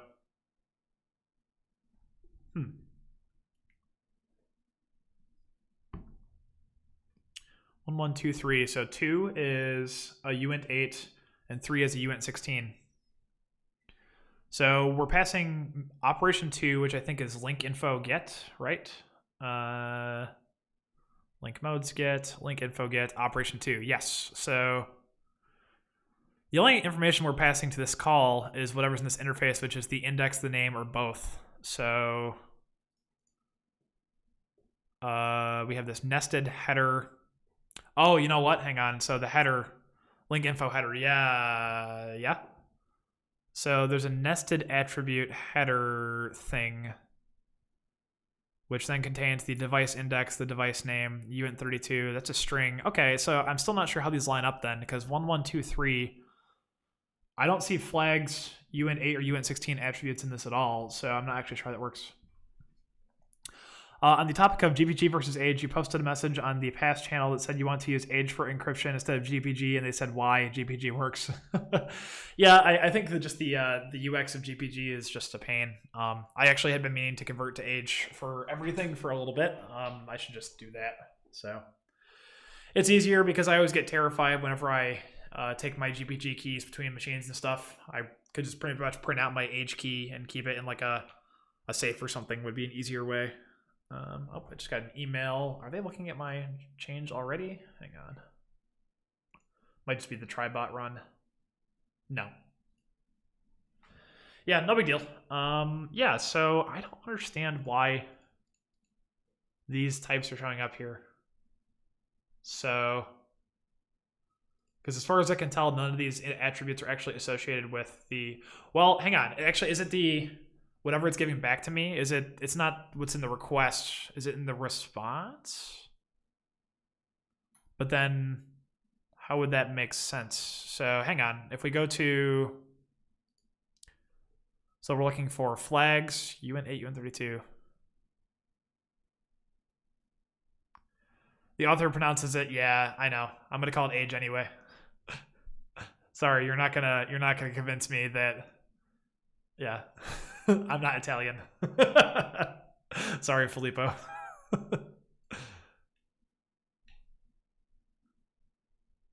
I think people are more likely to understand me. Although I guess I have a pet peeve when it comes to people saying golang, so maybe I'm perpetuating that sort of thing. So we have the header and then the port data. The port is a uint8. Okay, so the header, yeah, the header is nested. The Rust implementation is rage. Filippo will just do, and hearing this, yeah. So this returns the header, the port, which is a uint8. Okay, so that makes sense, and possibly a uint16 as well. So now I guess we should look at ethtool netlink and see. What a mess. Let's see here, netlink. Let's look up, for example, the link info port. Let's see what other constants are available for this. Link info, physical address, HPG.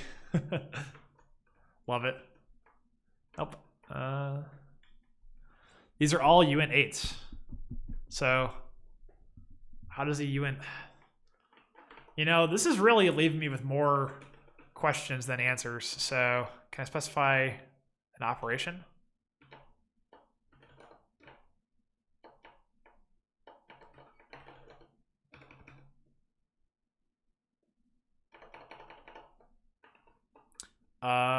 Shoot, I just moved that to the wrong desktop. How do I move it back? There we go.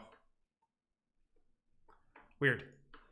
Yeah, so getting back a little bit to this. Op2 policies or op1 policies.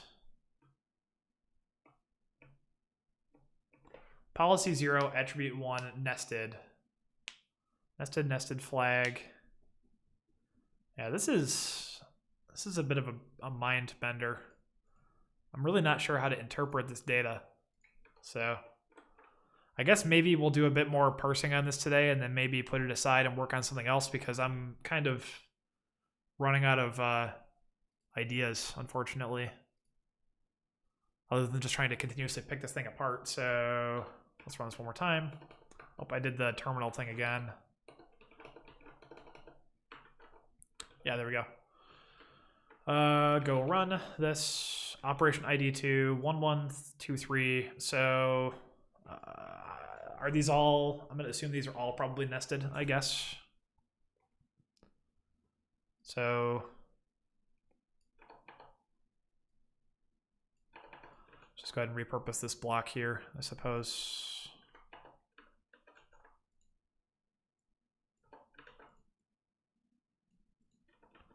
So that closes that. This is the switch gone now. Expected log. Now we're no longer switching on the type. Yeah, okay. So do 0, dump 0. Should be type 1, 8, 9. 8, 9, 7, 12. Oh, okay, so attribute type 1.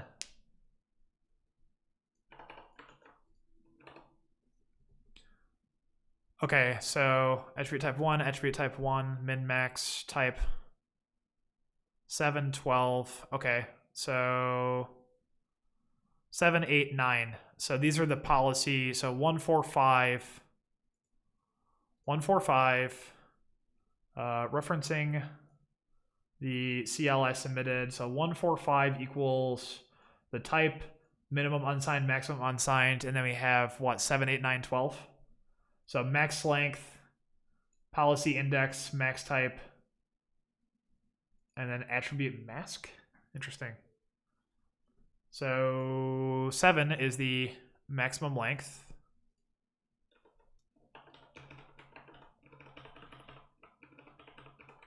Okay, 7. 7 is the maximum length.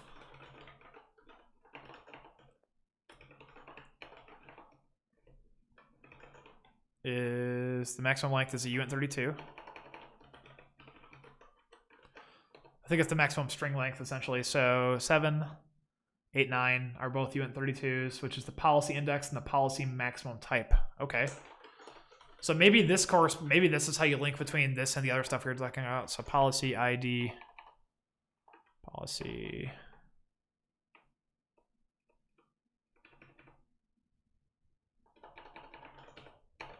Policy index is uint32. Case 9, log print line, pol type, uint32. Okay, we're getting closer. I was trying to line these all up at first, and now it just looks goofy. So I'll fix that really quick.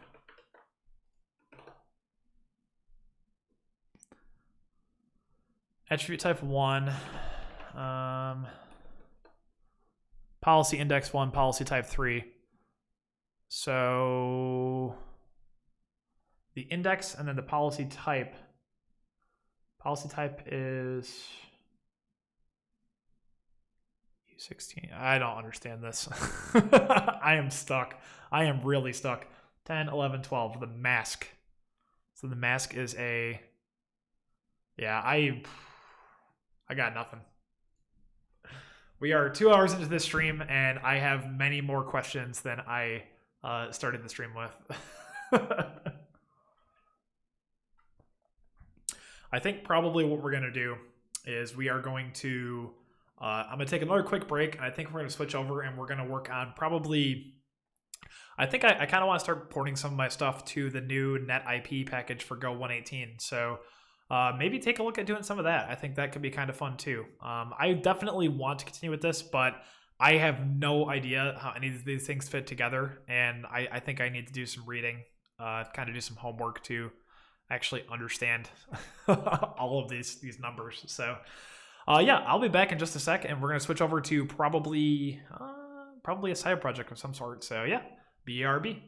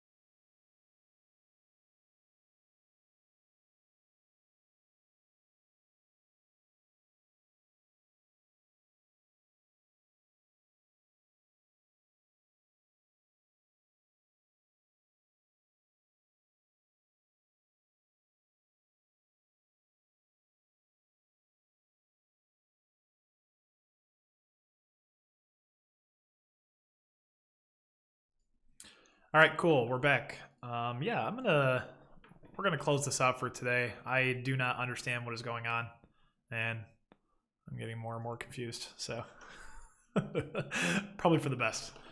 Let's see. So I do want to look at the net IP stuff, like I was saying. I'm trying to think if there's anything else that'd be like an easy win in any other projects or things I wanted to work on. So what did I put on? Let's see here. Error wrapping. Yep, something I wanted to do. The other day for the netlink package, yeah, we dropped support for Go 112. That's good. I feel good about that for sure. And then I wanted to work on the netlink policy stuff. And what else do we have? I do want to start porting core reds to netip for 118. I do eventually want to start working on the a new package for packet sockets as well.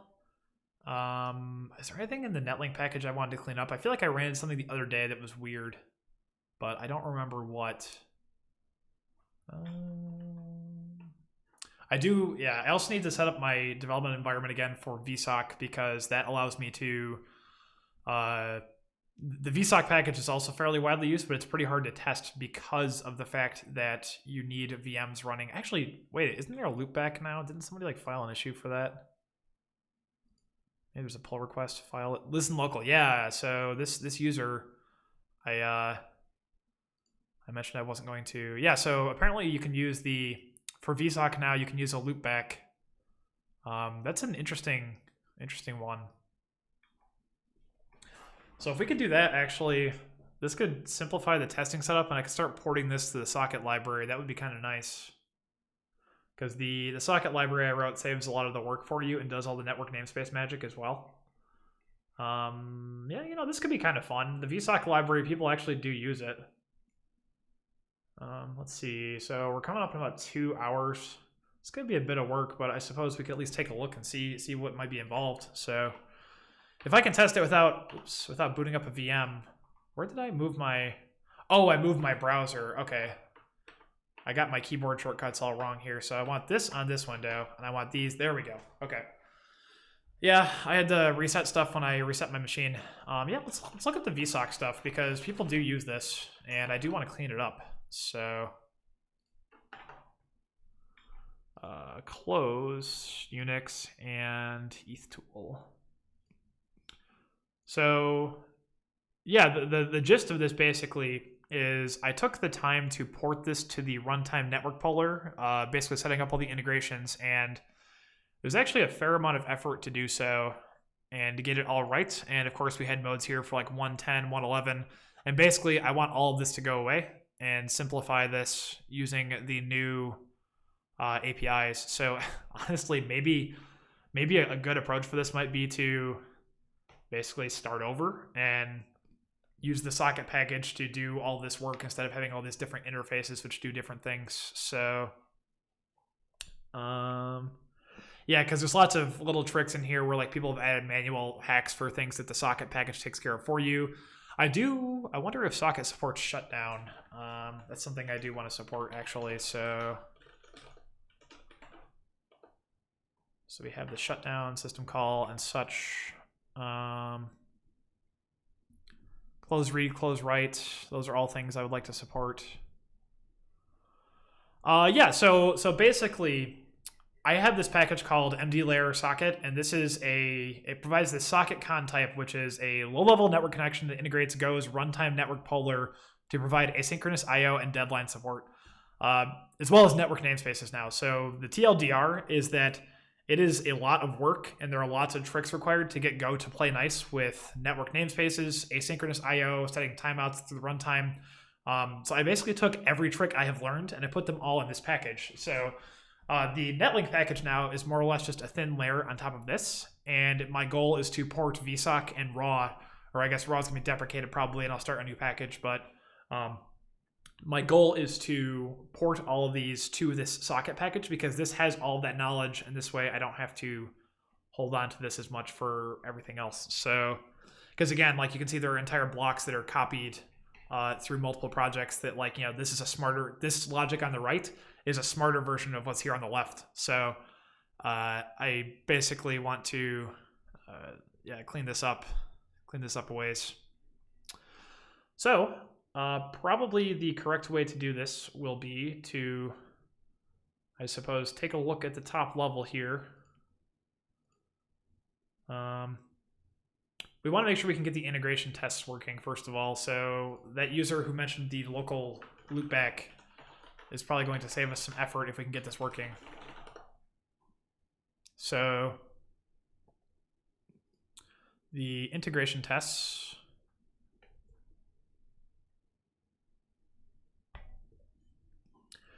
I have this function here that can run nettest tests. Let's see. vsock dial, vsock listen. So if we want to listen on a different context ID, the context ID we want to listen on is going to be the loopback, because that way we don't need, for example, the, hang on a sec. Suppose I can update my stream title too. So netlink, or no, vsock. vsock reworking with, let's see here, vsock rewriting.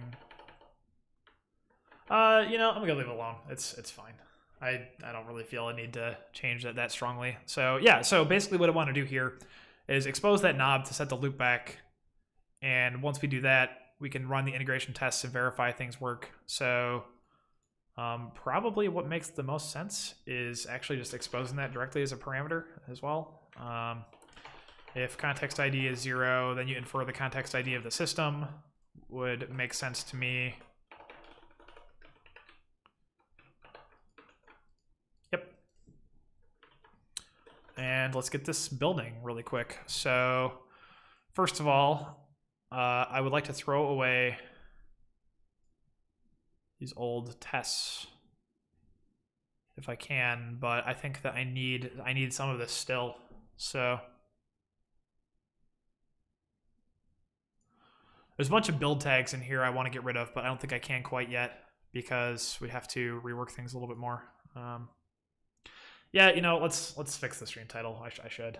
Let's see here. So vsock, fixing up my VM sockets package. And I'll update the stream banner as well. I'm going to use nano. Don't hurt me.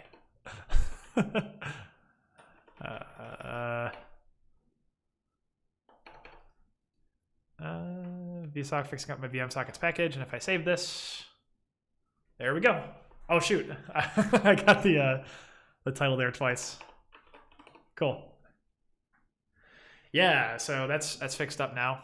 Yeah, so let's keep on with this. What can we do here? So if I specify the loopback first of all, then we should be able to do this. Loopback listener.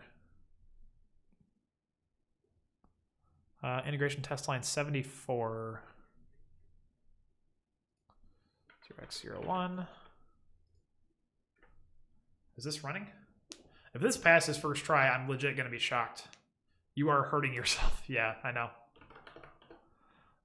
Oh, shoot, it did. No, it took too long. Okay.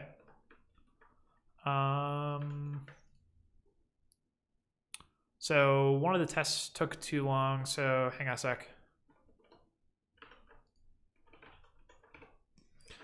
Run equals test integration net test.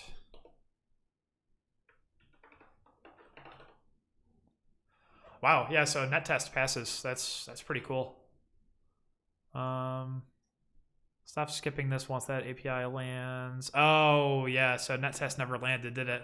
So this is something, there was a CL, yeah, the merge conflict.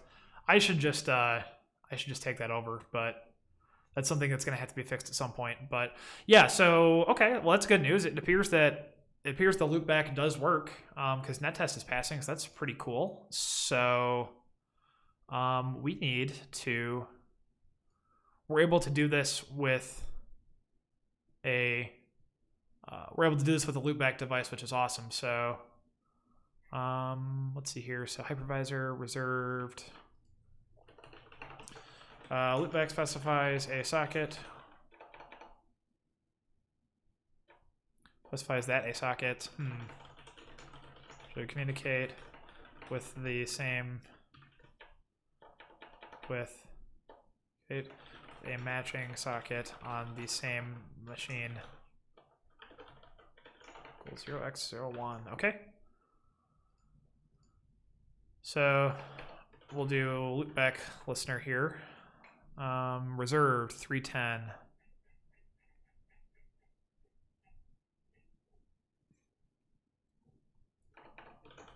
Loopback. Okay, and vsock test line 19. This is something I've been wanting to fix up for a while too, so this is a good opportunity. Okay, so net test continues to pass, which is cool. So which test is hanging? Actually, all the tests are passing now. What did I change? Oh. So the shutdown test is flappy, it seems. Okay, that's still pretty good because that means that almost everything else is working. So I'm going to go ahead and skip that test for now. We're going to clean this up a bit, and then we're going to start ripping out build tags. And then once we do that, once we get all the integration tests moved up, we will be able to fix things up here. So which test con shutdown?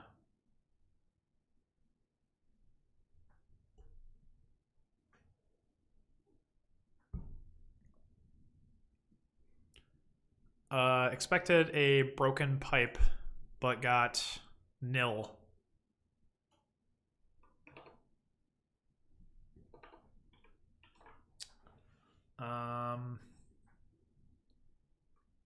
If error not equals nil, okay, let's just out of curiosity. Let's run the tests 10 times. 8, 9, 10. Okay. To do MD layer. This test was flappy until error not equals nil check was added. Sometimes it returns epipe, and sometimes it does not. Check this. Cool. Yeah, so let's see here. We have a loopback. We're going to break the API, but people can deal with it. I never tagged a stable release, so such is life.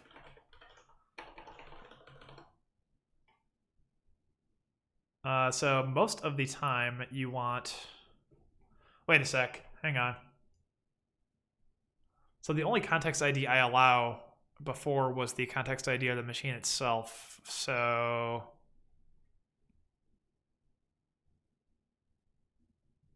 processes other than the hypervisor process, loopback.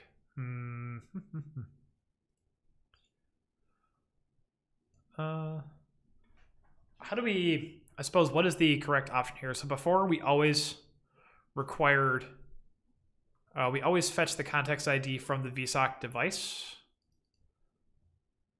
Now we parameterize it, so maybe I'll make it so that it's set to 0. I guess I'm not really sure. Do I make it so it's set to 0? Because setting to 0 indicates the hypervisor, so it seems like a bit of a magic value. So do I need a new API for this? I would rather not. I would rather just fix it right here. You know, probably what I should do is I should make it so that there's an option struct with this too, because we're going to get into the situation with things like network namespaces that the socket package supports. Would it make sense to have a vsock in a different network namespace? I have no idea, honestly. Not a clue. Maybe. I mean, so suppose we do this, you know, type config struct context ID uint32. But the problem is with this now is that it's the same, we're in the same situation where if the config is non-zero, then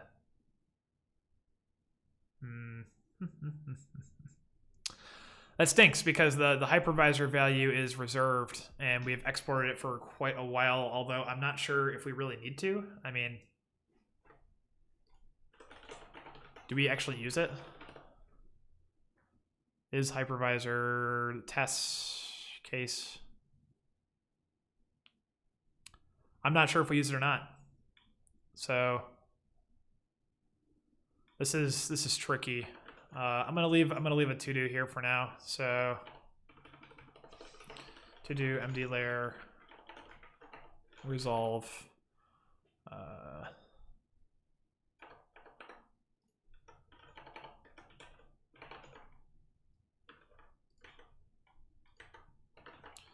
solve hypervisor versus default ambiguities before committing to this new API.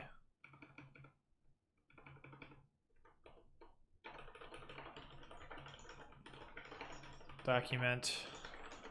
Okay. I think that's fine for now. Now let's make sure that the test function, this vscp thing I have, passes. Actually, so vscp, this is a little utility I wrote that like is basically SCP for vsock.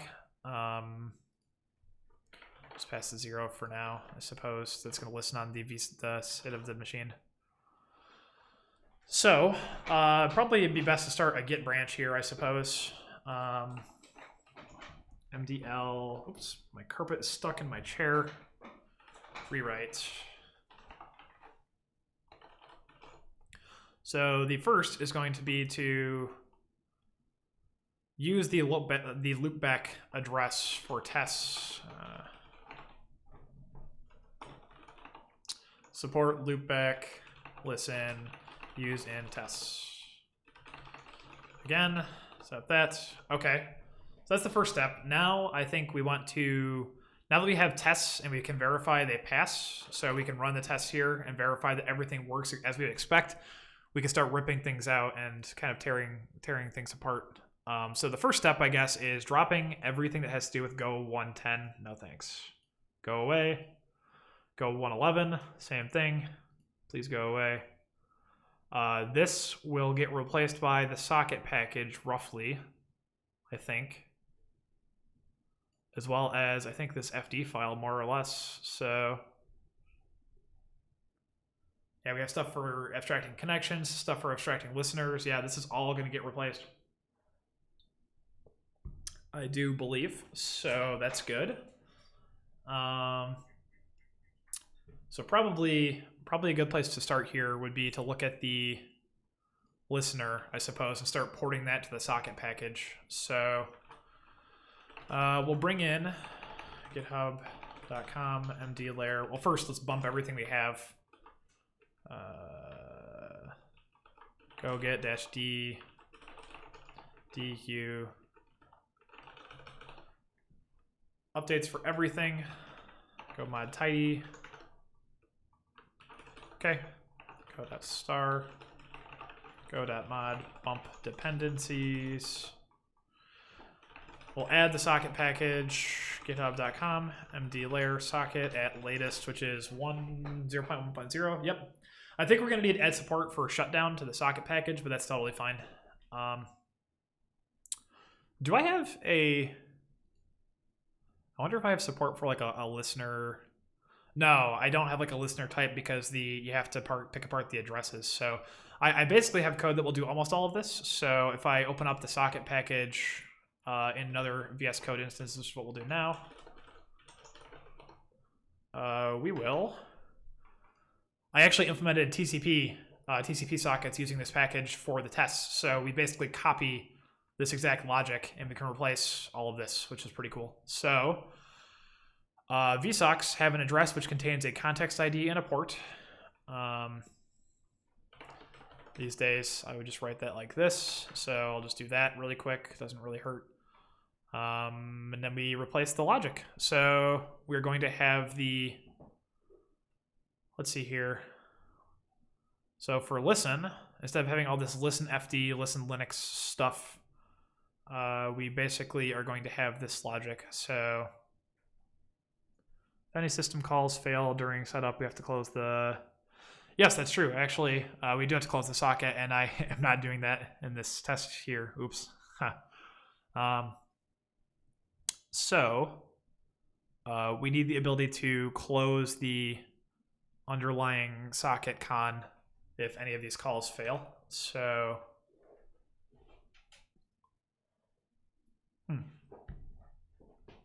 that's something that's fairly common as well, like this error handling path. So my options here are effectively to close. I can just close it repeatedly in all of these paths. Or maybe I make like a wrapper function that does that for me. I don't know. Like, is that something we really want to generalize? I don't think so. I think probably be sure to close the con if any of the system calls fail before we return the con to the caller. And at that point, it becomes the caller's responsibility. So that makes sense. This is actually a similar sort of situation. So if, don't leak the con if the system call fails. So basically, we need to carefully pay attention to like the lifetimes, in Rust terminology of these things. And then similar sort of situation for dial. So, this really is a common problem, I guess. So I find myself wondering if there is a better way than adding all these individual close calls. There is this defer thing. I don't really like that though. This was a hack I had early on because I had to like synchronize different parts of the. I don't actually remember. Yeah, I think we did some of these calls in like blocking mode because of locking. Because I think at one point, like, we were doing part of this manually and part of it within the Go runtime. So I'll just go ahead and note this as well. Yeah, so let's fix so first of all, the socket package, verify all the tests pass. Yep, okay. Internal socket test. Do not close cons on system call errors. Yep. Okay. So now that code is correct, we were able to fix something in another library while working on this one, which is always nice. So getting back to this, we have listener Linux. So this is the implementation of the listener on Linux. I think that I used to make it so that I had like more of like a I would abstract everything behind like a kind of like fundamental interfaces for like listen and such, but I don't really like doing that as much anymore. I like making it so there's less indirection.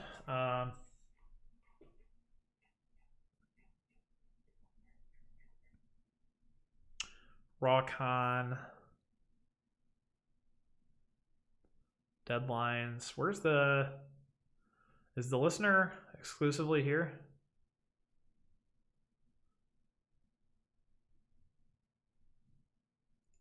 Net listener. So when I call listen, it's because this file never references the concrete type, right? So I don't have to have concrete types for every operating system because it just returns the interface, I believe. So I believe I have a listen function here. Yeah, so this is operating system specific code. So yes, this listener type is still correct, but it's going to go away. vsock not implemented on, yeah. Anyway, so now we store the socket con underneath, and let's see, we have the local address of the socket. We close the socket con. The socket con supports deadlines as well. So, and then we have accept. So for accept, we call it with no flags because close on exec is already set. So we have the connection, the remote sock address. We already have the local sock address that we store in the struct. So why am I fetching it twice? This is just for tests. It doesn't matter, I suppose. But yeah, so we are able to fetch this now. The remote sock address is going to be a VM sockets address. We have the remote address we call new con. So listen. First of all, before we keep going with that, I suppose, let's port over the rest of this. So listen is going to invoke basically this logic, I think. So we have the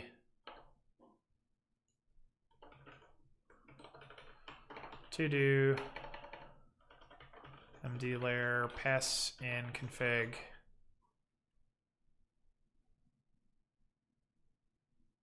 So we're going to go full screen here for a sec.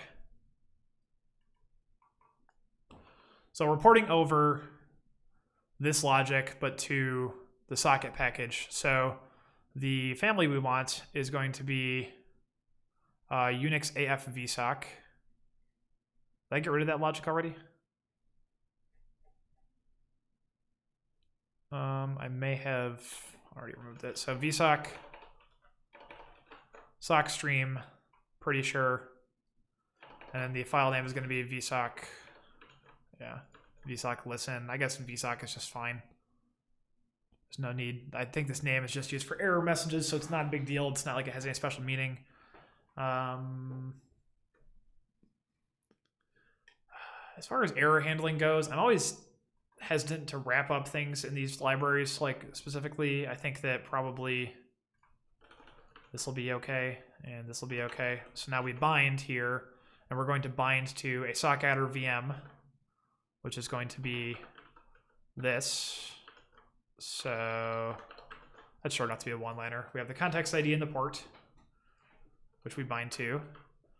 We begin listening for the maximum number of connections, which makes sense. Again, and then we get the local sock name. And we're going to store that in the struct. So the local sock address. And we were previously storing that as, we take this apart and we return this essentially. So all this listen FD type stuff goes away. This completely goes away. If port equals 0, then we bind to any port. That is something we do need to check, actually. So port equals 0, we have that logic. We can get rid of this entire function now because we're already doing all the non-blocking setup in the socket package. We have the VM socket in place. Yep. Error wrapping is much less of a problem these days because people are supposed to rely on is as. Yes, you are right. I guess I hesitate to add like my own. I hesitate to add like my own errors to this sort of thing just as is, but you know, perhaps I should get over it. I think the netlink package doesn't really either. So when it comes to like libraries, I'm a lot less apt to wrap things up. But that being said, that's certainly something I can revisit as well. Because the thing is with like using %w is then suddenly that becomes part of your API as well. So I'm never really sure about like what exactly I want to wrap. So we have the vsock, we open it, we bind it, we listen, we get the sock name, we store the address. So the listener then has a socket con and the local address. Yep. Cool. And we also have new con, which is the other side of this. So yeah, this is basically the equivalent. It depends on if your messages are useful or not, really. Yeah, I could definitely make more useful messages for sure. I definitely should. It's a good idea. But I'll get this working, and then I suppose I will reconsider. So once we accept here, we get the sock name, and then we store the socket con directly in our netcon. So let's see. Because the socket con does basically all the methods for us. And then this is definitely, this is not quite correct, I don't think, but it's pretty close actually. So we're going to delegate most of the underlying methods to the socket con.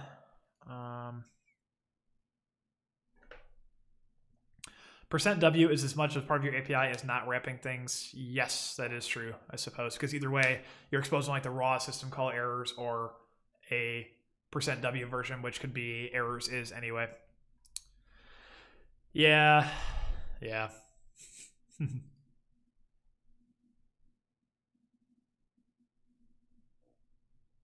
So op error set. Oh, that's right. I have all this logic for doing op errors. Errors caused are similar in Go 113. Hey, look. I forgot about all of this. This was difficult to get working. So as long as nettest still passes, though, I think I'm correct. So EOF returns EOF, not con. Yeah, so I think this might be roughly correct already. So deadlines. So here, socket test, we have the con type, but the con uses Unix specific methods. No, it does not actually. It's all cross-platform, but the socket con itself is not cross-platform. Or I guess once we start importing constants, we're no longer cross-platform, but socket con itself should be, I think. So if we do this, yep, it's got a close method. It does not have shutdown yet. That is something we're gonna have to add. So, let's do that right now. Why not? I won't necessarily add a test for it immediately, but shutdown is something we're gonna want. Shutdown is a pretty common Unix call, right? That's part of that's not Linux specific, I believe. So that is something we're gonna need though. All right, so man to shut down. BSD. Okay, yep. So I think we're safe to use shutdown then.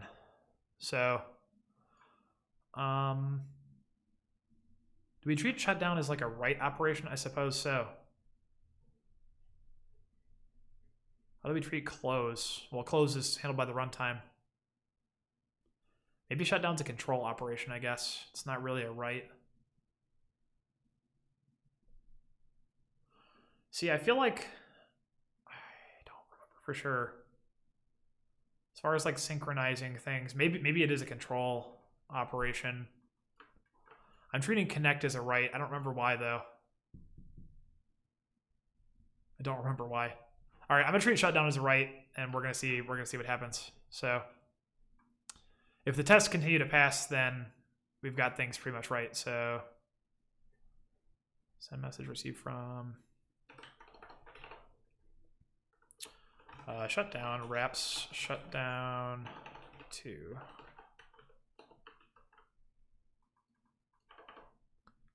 I'll spot a slight inconsistency in the docs.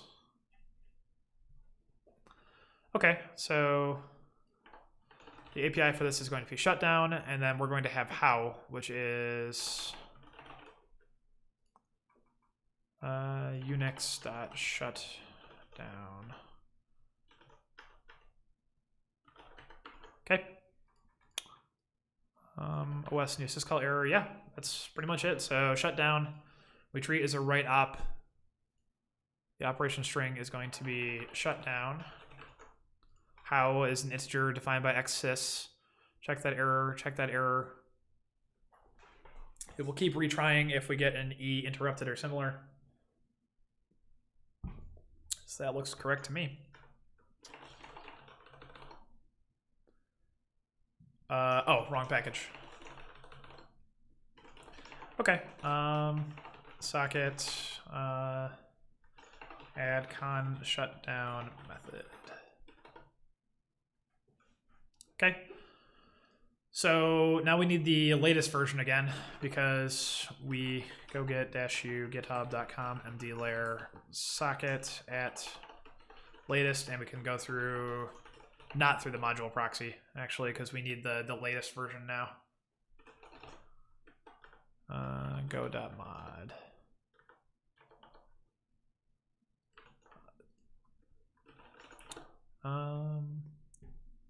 SocketCon has no fielder method shut down. Is it at master? Does that work? Unknown revision master. How do you get the latest git revision when there is also a tag on it? I guess maybe I shouldn't have put a tag on it so soon, but how do you get the latest git revision at head?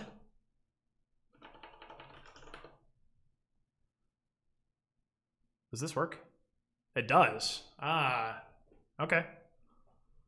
That's actually a surprise to me. Sorry, I'm down below here, below my picture, but I actually specified the head git revision, and that seems to be working. So that's cool. Okay, back to where we were. Let's keep fixing this. So fd shutdown should be implemented now. So shutdown read, shutdown write. We're only going to support Go 1.13 because if I'm going to make all these updates, I'm not going to support broken old versions of Go.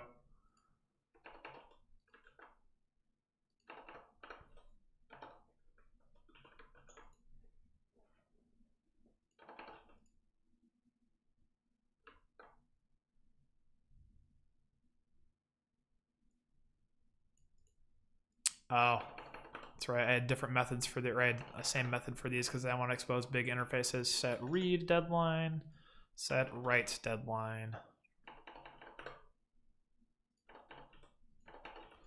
Yeah, so the underlying SocketCon does a lot of the work for us, which is nice. It pretty much takes care of everything, more or less.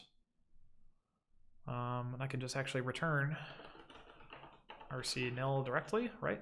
Although actually no, I need it for the op errors. I need better op errors, so the raw con type is still required. Yep, deadline type fd linux test. Oh yeah, all this is going away. So this is all junk at this point. So that entire file goes away. fd linux 48. Let's see here. All this fd stuff goes away. So listen fd goes away. The con fd goes away.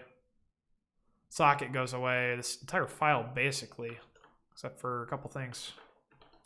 Why did go get at master not work for you? I am not sure, but go get at head with a capital all caps did work. So I am not sure why it did not work. Go 112 line 13. Oh shoot, I probably got a whole bunch of old tests in this that rely on my old kind of style of testing things, which is not great. The new style of test is much better though. It makes things easier. So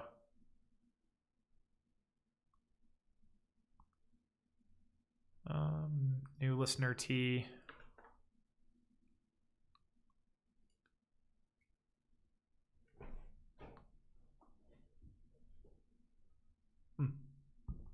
So this also goes away because this is more FD wrappers for different functions. Oh, you know, I called it control. Oh shoot, maybe it is a control op. I guess maybe I'll run the tests and I'll see what happens. But maybe it should have been control instead of a write. I don't remember the semantic differences, unfortunately. I know they're tied to like different timeouts in the runtime, but as far as the actual like internals, I do not recall the differences. New con goes away. All this dialing stuff is going to go away, so I guess I can work on eliminating that next, and then the listener Linux test.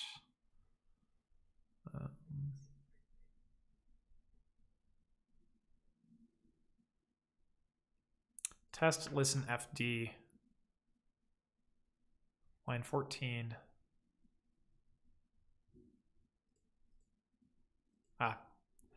Yeah, this is, I used to test things this way. I used to like set up all these weird functions. I don't like this way so much anymore because you're not really testing the real logic. Like you're mostly testing like error passing and stuff.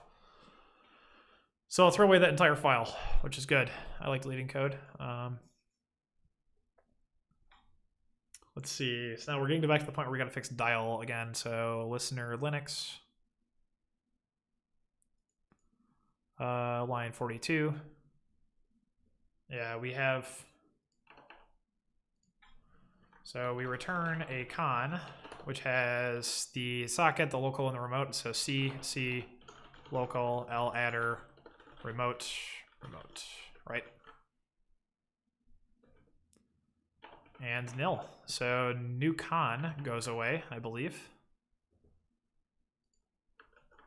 Con linux.go, line 27, new con fd.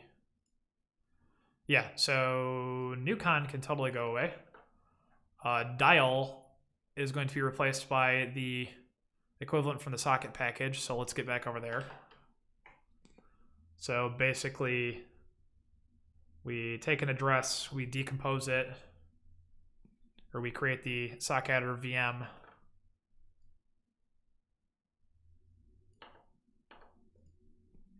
This is so much less code. I love it. Making me really happy. So there, pass the config. So we call connect to the remote socket address. We get the sock name again.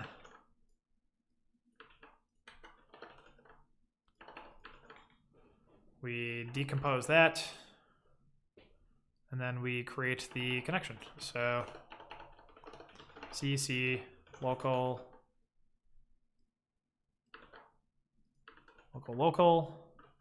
and then the remote is whatever we dialed. Although I suppose we could potentially do a get peer name here, I think, right? Isn't that the equivalent call to fetch the name of the other side of the socket?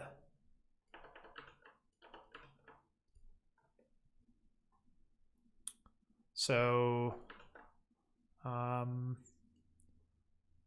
this would mess things up pretty good. vsock,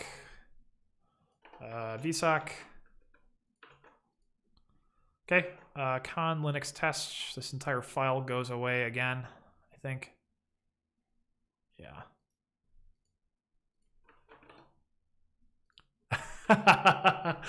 We just deleted so much code and the test pass. Oh, shoot, no, they failed. We got a flap. Already in progress. Failed to dial. Yeah, oh, so E is con.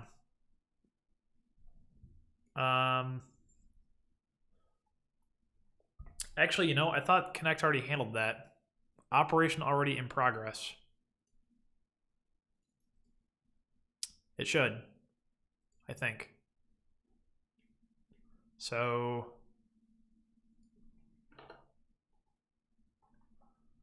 already in progress.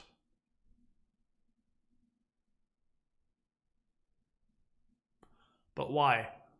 I wonder why.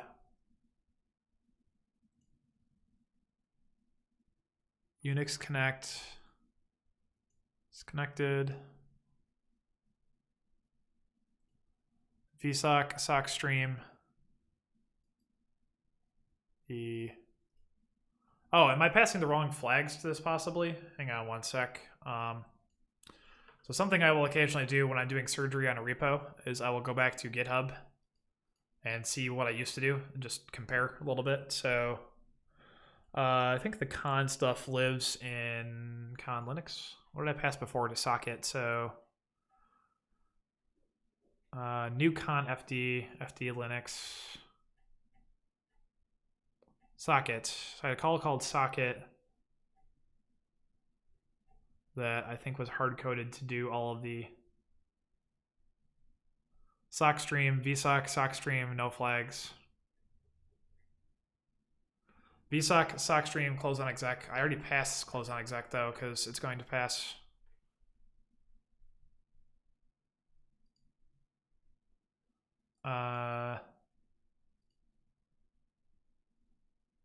Domain type proto. Ooh, am I passing the, hang on, am I passing this wrong order? vsock, sock stream, close exec, 0. vsock, sock stream, close exec. So close on exec is already applied to the type, yeah. So, so this is mostly right, but there's something subtly wrong with the dialer. So I think this might have been one of the reasons I had it as a synchronous thing before, because I didn't understand this, but of course I've got a lot more experience these days. So we can look at this and try and figure it out together. So trying to connect to the remote address here.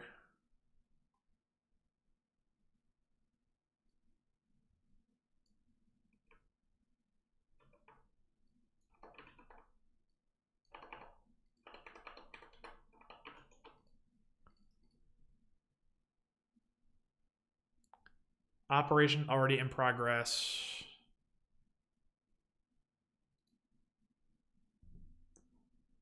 So is that not E is con? E in progress, is that what that error is? Is that the difference here? Let's see here.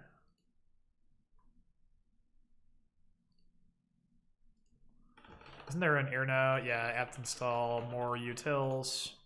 Maybe I just need to add another case for that. Like, yep, already got it, good to go. You can keep doing what you're doing. Error now, E is con, E in progress, something like that. Yeah. Okay, so they are different system call errors. So, man to connect. Let's see here. E in progress. The socket is non-blocking and the connection cannot be completed immediately. You can pull for completion. Should still be okay.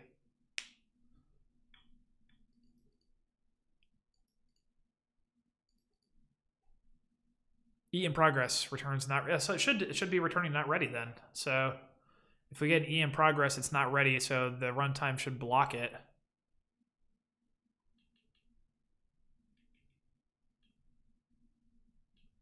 It should reattempt the call. Huh. So I specifically handled that, and it appears that it should reattempt the call. I wonder why it's not, you know?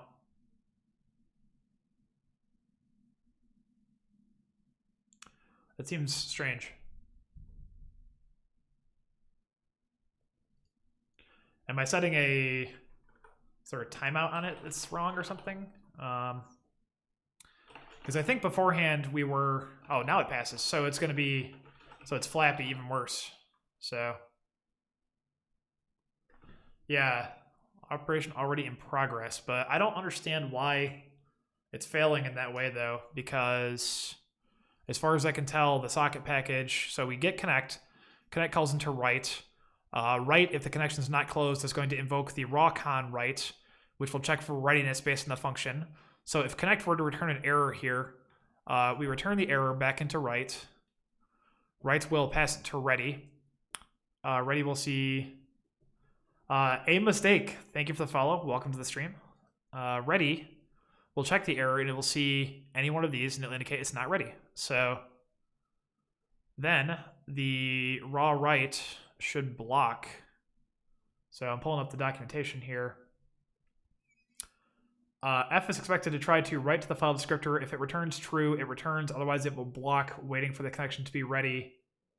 So, yeah, that should be blocking, I think. I don't see why that would return an error to me, actually.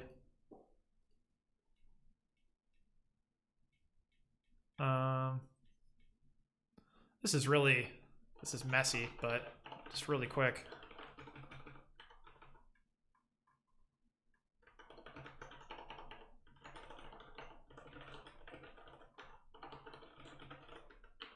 I'm just curious here.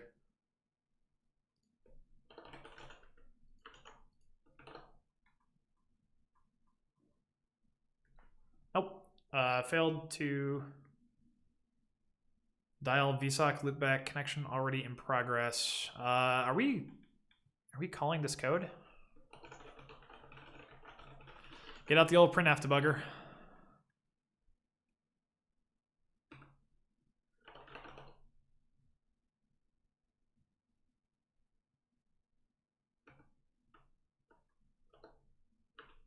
So we are calling this code. It would seem, but yeah, that's really weird. As far as I can tell, the polar should be handling that for me. Like, I shouldn't have to care. And the socket call explicitly registers everything with the runtime network polar. So we get a con. The con is set to non-blocking. It's registered.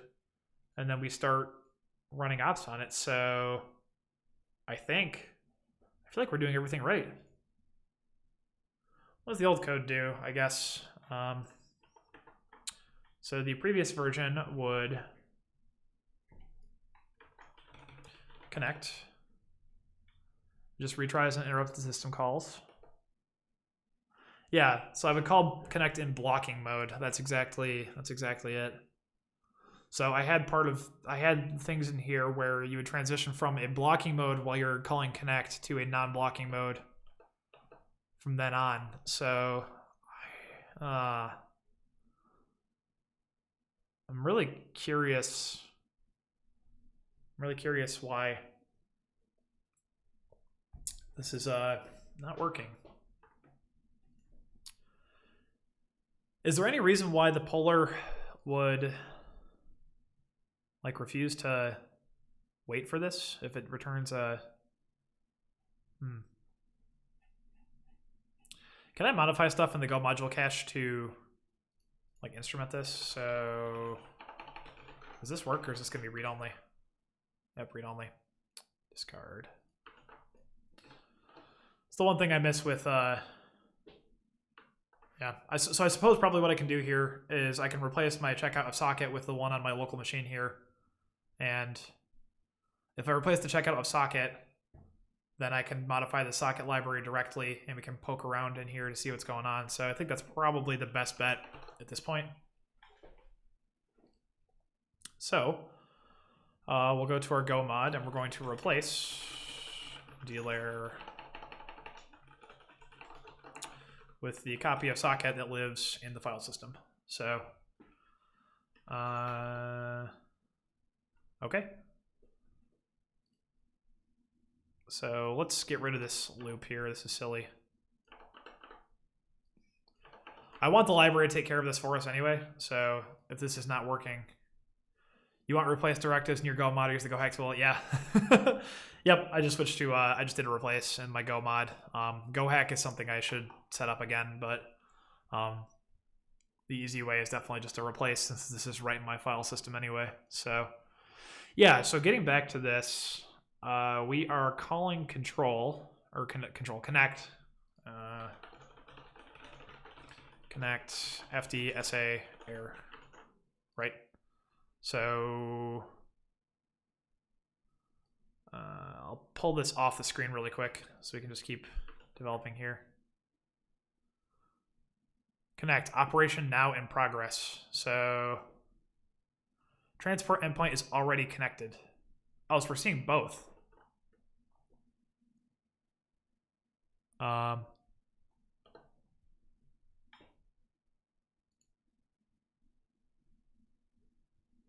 So yes, we actually already have logic for handling that. Oh, I'm in the wrong library. One sec. We have logic for handling the eiscon. So Darwin reports eiscon. So actually Linux both does. So they both seem to report this if it's already connected. But for some reason the TCP sockets don't in my test here. For some reason these are not flapping when I call connect.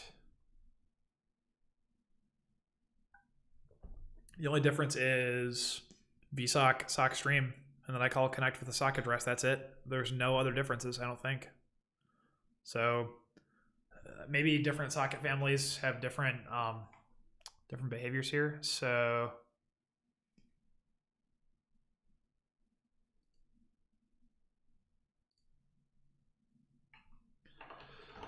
Out of curiosity,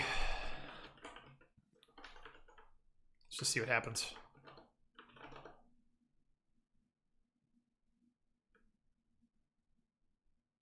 Connect operation already in progress.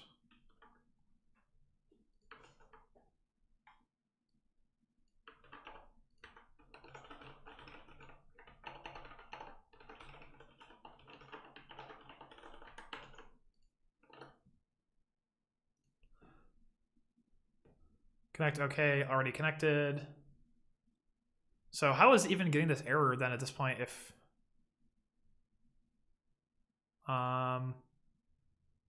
Is this an error wrapping thing? Is this something like really silly? Like, is errors is going to solve this problem? Okay. %t, %v. Just out of curiosity here, showed me the type of the error, and well, actually %pound_v I guess would be sufficient, wouldn't it?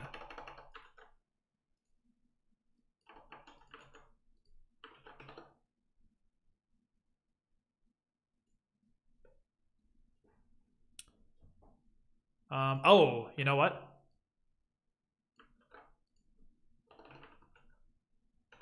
Is it getting to this block?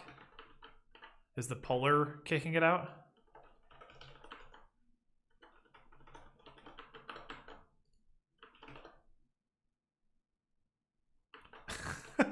When you want it to fail, it doesn't. No, it doesn't seem to be. I don't understand. Where is this error coming from? Am I somehow bypassing my own code? Because I feel like I should be %s. Just hang on.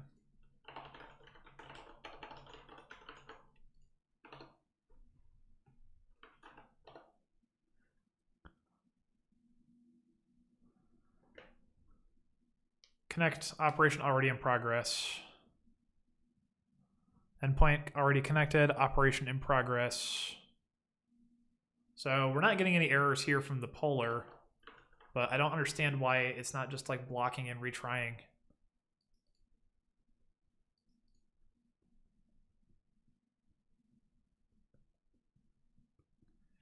E again, E interrupt, E in progress. Is this an error wrapping thing? If only we had error maps. Oh no. Don't you do that to me. Don't you put that on me. Ridiculous. I think I really do want the type of this thing at this point. Show me the type, please. I feel like this might be like a syscall wrapping thing or something silly. Syscall error no. Syscall error no. These are all syscall error numbers. So why is it not doing as I say? Operation already in progress. That should be returning nil, right? So connect failed.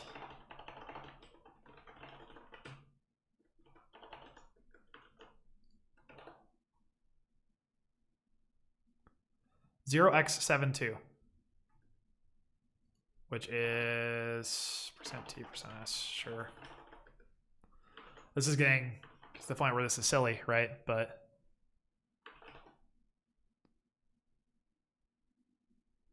syscall error no, operation already in progress. What is different? Operation already in progress. Operation already in progress. Like what is different about these things? Like why is this bypassing this block? If it equals connected or it equals in progress, we should be returning nil. Am I missing something? All right, I gotta run to the bathroom really quick. I'm drinking too much water today, I guess. Yeah, I'll be back in just a sec. I do not understand this. We'll figure it out though. All right, see you in 1 sec.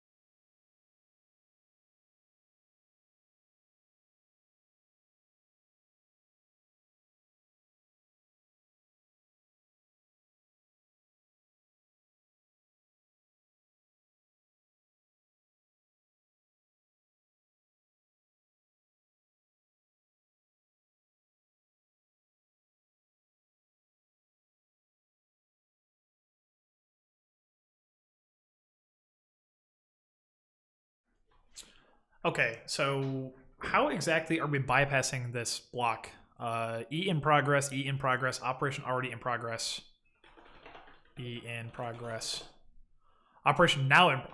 No. Kernel list. What's... Hang on a sec.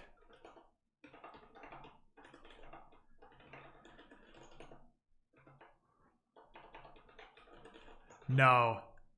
E already. E already. Operation already in progress.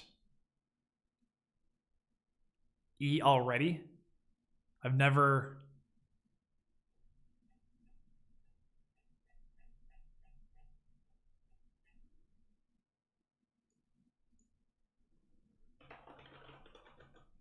What happens now? I've never heard of E already before.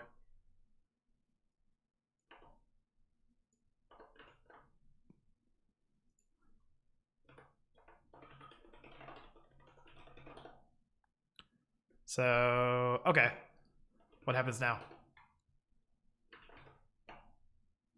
Go test dash count 10. Run the test 10 times. Oh, shoot.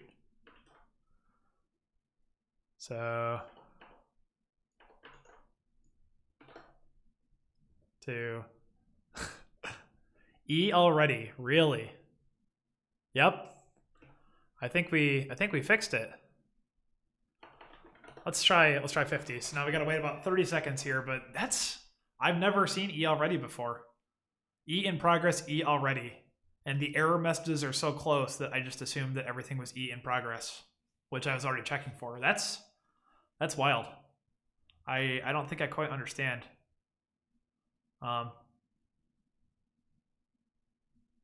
So what determines, I guess we should look at the man page again, but what determines, yep, that fixes it, cool. So we successfully ported it to socket, which is awesome. What determines, okay, let's take a look here. So we're looking at the man page for connect. That's wild. The socket is non-blocking and a previous connection attempt has not yet been completed. Okay. So, oh, so you know what it probably is?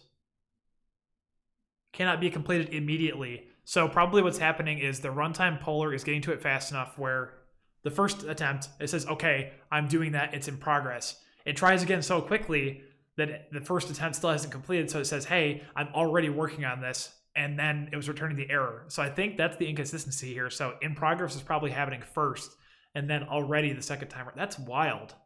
That is wild. Okay. Huh. That is something. Cool. I guess lesson learned, but let's see what else. There was something about the transport already connected, which I wanted to. I had only seen that on Mac before, but now it's on Linux as well. So E is con. The socket is already connected.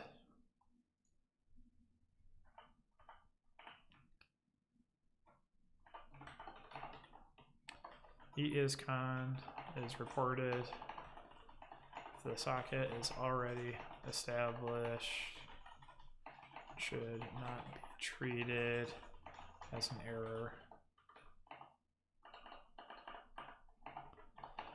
So it's E is con for at least TCP sockets.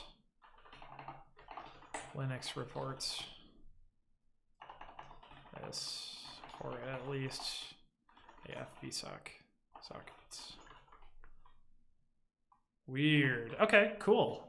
Today I learned, I suppose. So, you know, I feel like while we're here too, we should probably fix the signature of shutdown, like we had mentioned, to be a control op, because that's what it was in the vsock package, which made everything pass. So I'm guessing that is what we want. So let's go back to socket here. Con.go. No. Yes. No, hang on. So first, socket, make shutdown a control operation. Con shut down the control operation. So we also need to handle E already.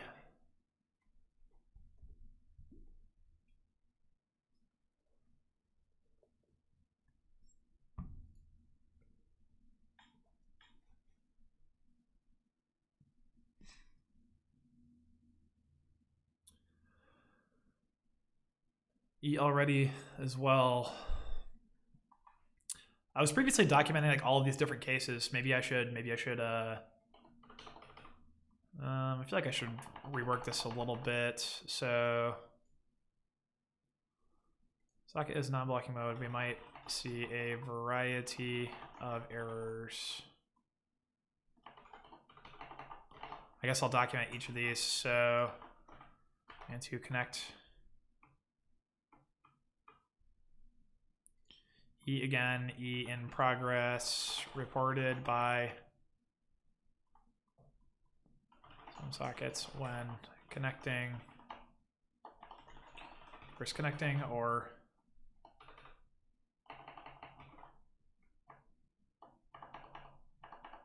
so let's see here. So yeah, so E in progress reported by some sockets when first calling connect.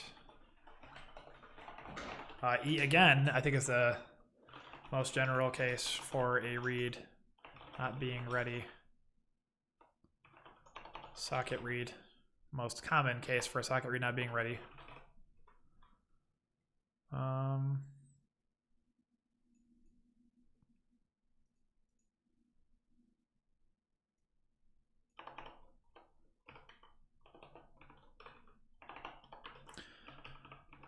For those of you who have been in the stream for a little bit or see my open source code, I'm sure you can tell I'm a big fan of documentation. So E enter go routine system call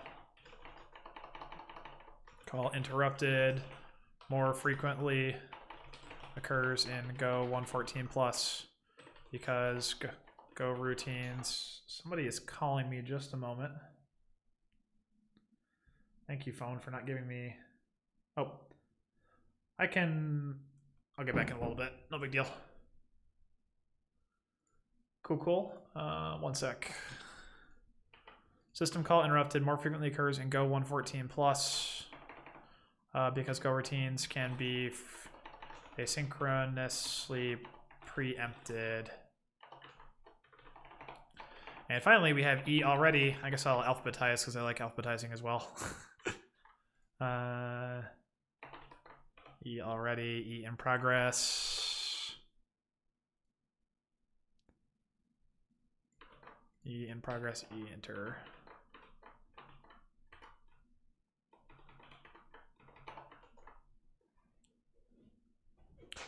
So we have, again, we have in progress, interrupt, and already.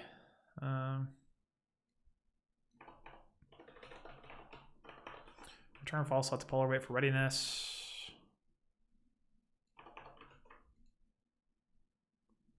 Interrupt and already, E already. Reported. On connect after E in progress. Or AF vsock at least. Cool. Yeah, again, so one of the reasons I'm building this library is so that I can put all these operations in one place and really pay attention. Hang on just 1 sec.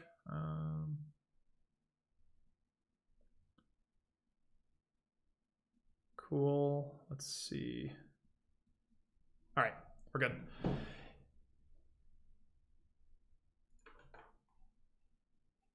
Yeah, so one of the reasons I'm making this library in the first place is so I can like record all this knowledge and keep it all in one place. So this will be useful for sure. So what do I already have staged? Okay. So handle E already and improve documentation. Socket handle E already. Readiness docs. Cool. So the current version now ought to be able to handle this situation, and we can switch over to it. Actually, we're using this version locally anyway in the vsock package at the moment, so we can just verify all of the tests pass and continue to get rid of old code, I suppose. So, oh god, all this about documentation. So.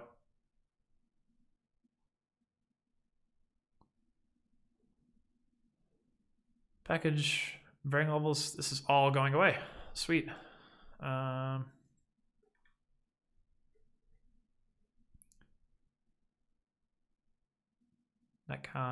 All this can go away because syscall con set deadline fully supported. Yep.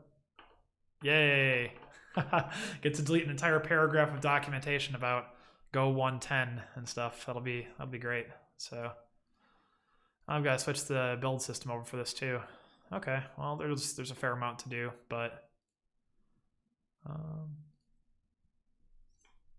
let's see. Grep is error now. Oops. Vsock. Where is this used? Bad file descriptor, not connected. Use of closed network connection. So that function definitely, the error handling function could use some love. Let's see here.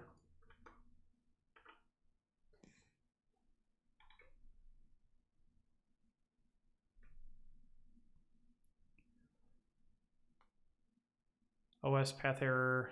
Yeah, so I do need to, I'm going to need to rework this, but I will leave this alone because this was complicated to get right.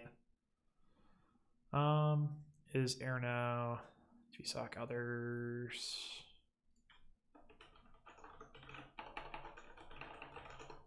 Let's see what builds. Deadline type goes away. So I think all this confd stuff. Confd goes away. Listener type goes away, I believe. Hang on one sec. Syscall goes away. vsock not implemented. Okay.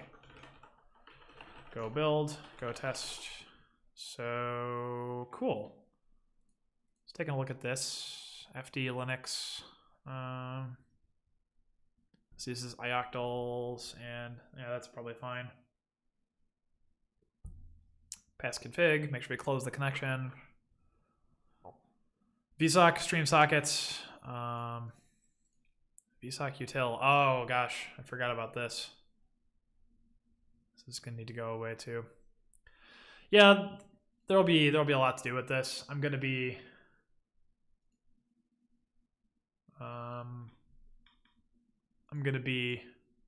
pretty busy with stuff for this package in general, but if we can get this part into the socket package, we're removing a lot of incidental complexity, which is really nice. So we've already done quite a bit to improve the state of things today. Let's see here. So still need to document things. We have the loopback APIs. We have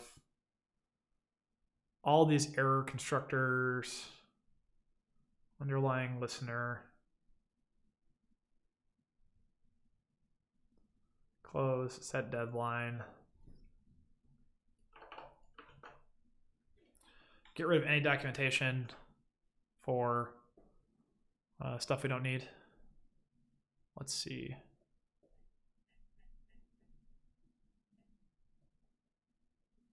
It's actually, all things considered, was not as hard as I expected it might be. I figured I would have a much more difficult time dealing with some of this than I did, which is nice. Rawcon, the reason it has the local and remote, let's do this too, is because it needs those for error reporting. Net address, context ID. Yeah, this will need some work as well. Dial.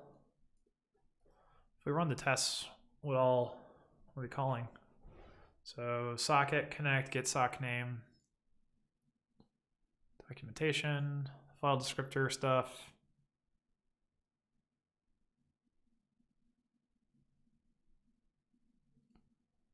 The go mod. Oh yeah, we're gonna have to fix that. I have to bump the version of the socket library for sure. These integration tests need to be unblocked because these are all going to be built on modern Go. We're not going to bother supporting old versions of Go anymore. So I think, we did pretty good. I think I will probably commit what we have, and I think we're going to wrap it up and call it a stream. It's been about 3 hours, so that's pretty good. Certainly there is more work to be done here, but We removed a lot of incidental complexity with the underlying implementation by getting rid of all the old socket shims and such and integrating the new library. This makes things much, much easier, certainly, because it handles all the complicated runtime logic for you. So this is something that I've been using in the netlink package for a while, and then now especially in the vsock package as well. It's quite useful. So pretty happy about that. Looks like we can get rid of this listener type probably. Well, still need this accept method. Yeah, I think we're probably in a reasonable place to call this for the day. Everything seems to be passing appropriately. Op error. Oh gosh, yeah, this was complicated. Yeah, we'll get back to it. Unimplemented for non-Linux and stuff. vsock test file name. Cool. Yeah, I'm going to commit this. So we have done a lot, actually. Well, so first we need to actually make sure we're using the upstream version of the socket library. So really quick, if I cd back into socket, we're already pushed upstream. That's good. So let's go get it again from head. And then we can remove the go mod replace.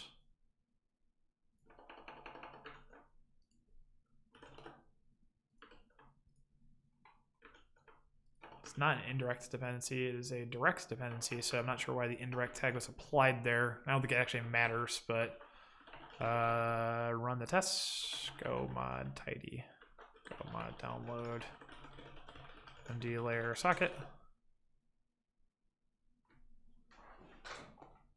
So, oh, should I not have pulled? Maybe I should turn off the module proxy. Sometimes go mod pulls are very slow. It's pretty frustrating, actually. So I go.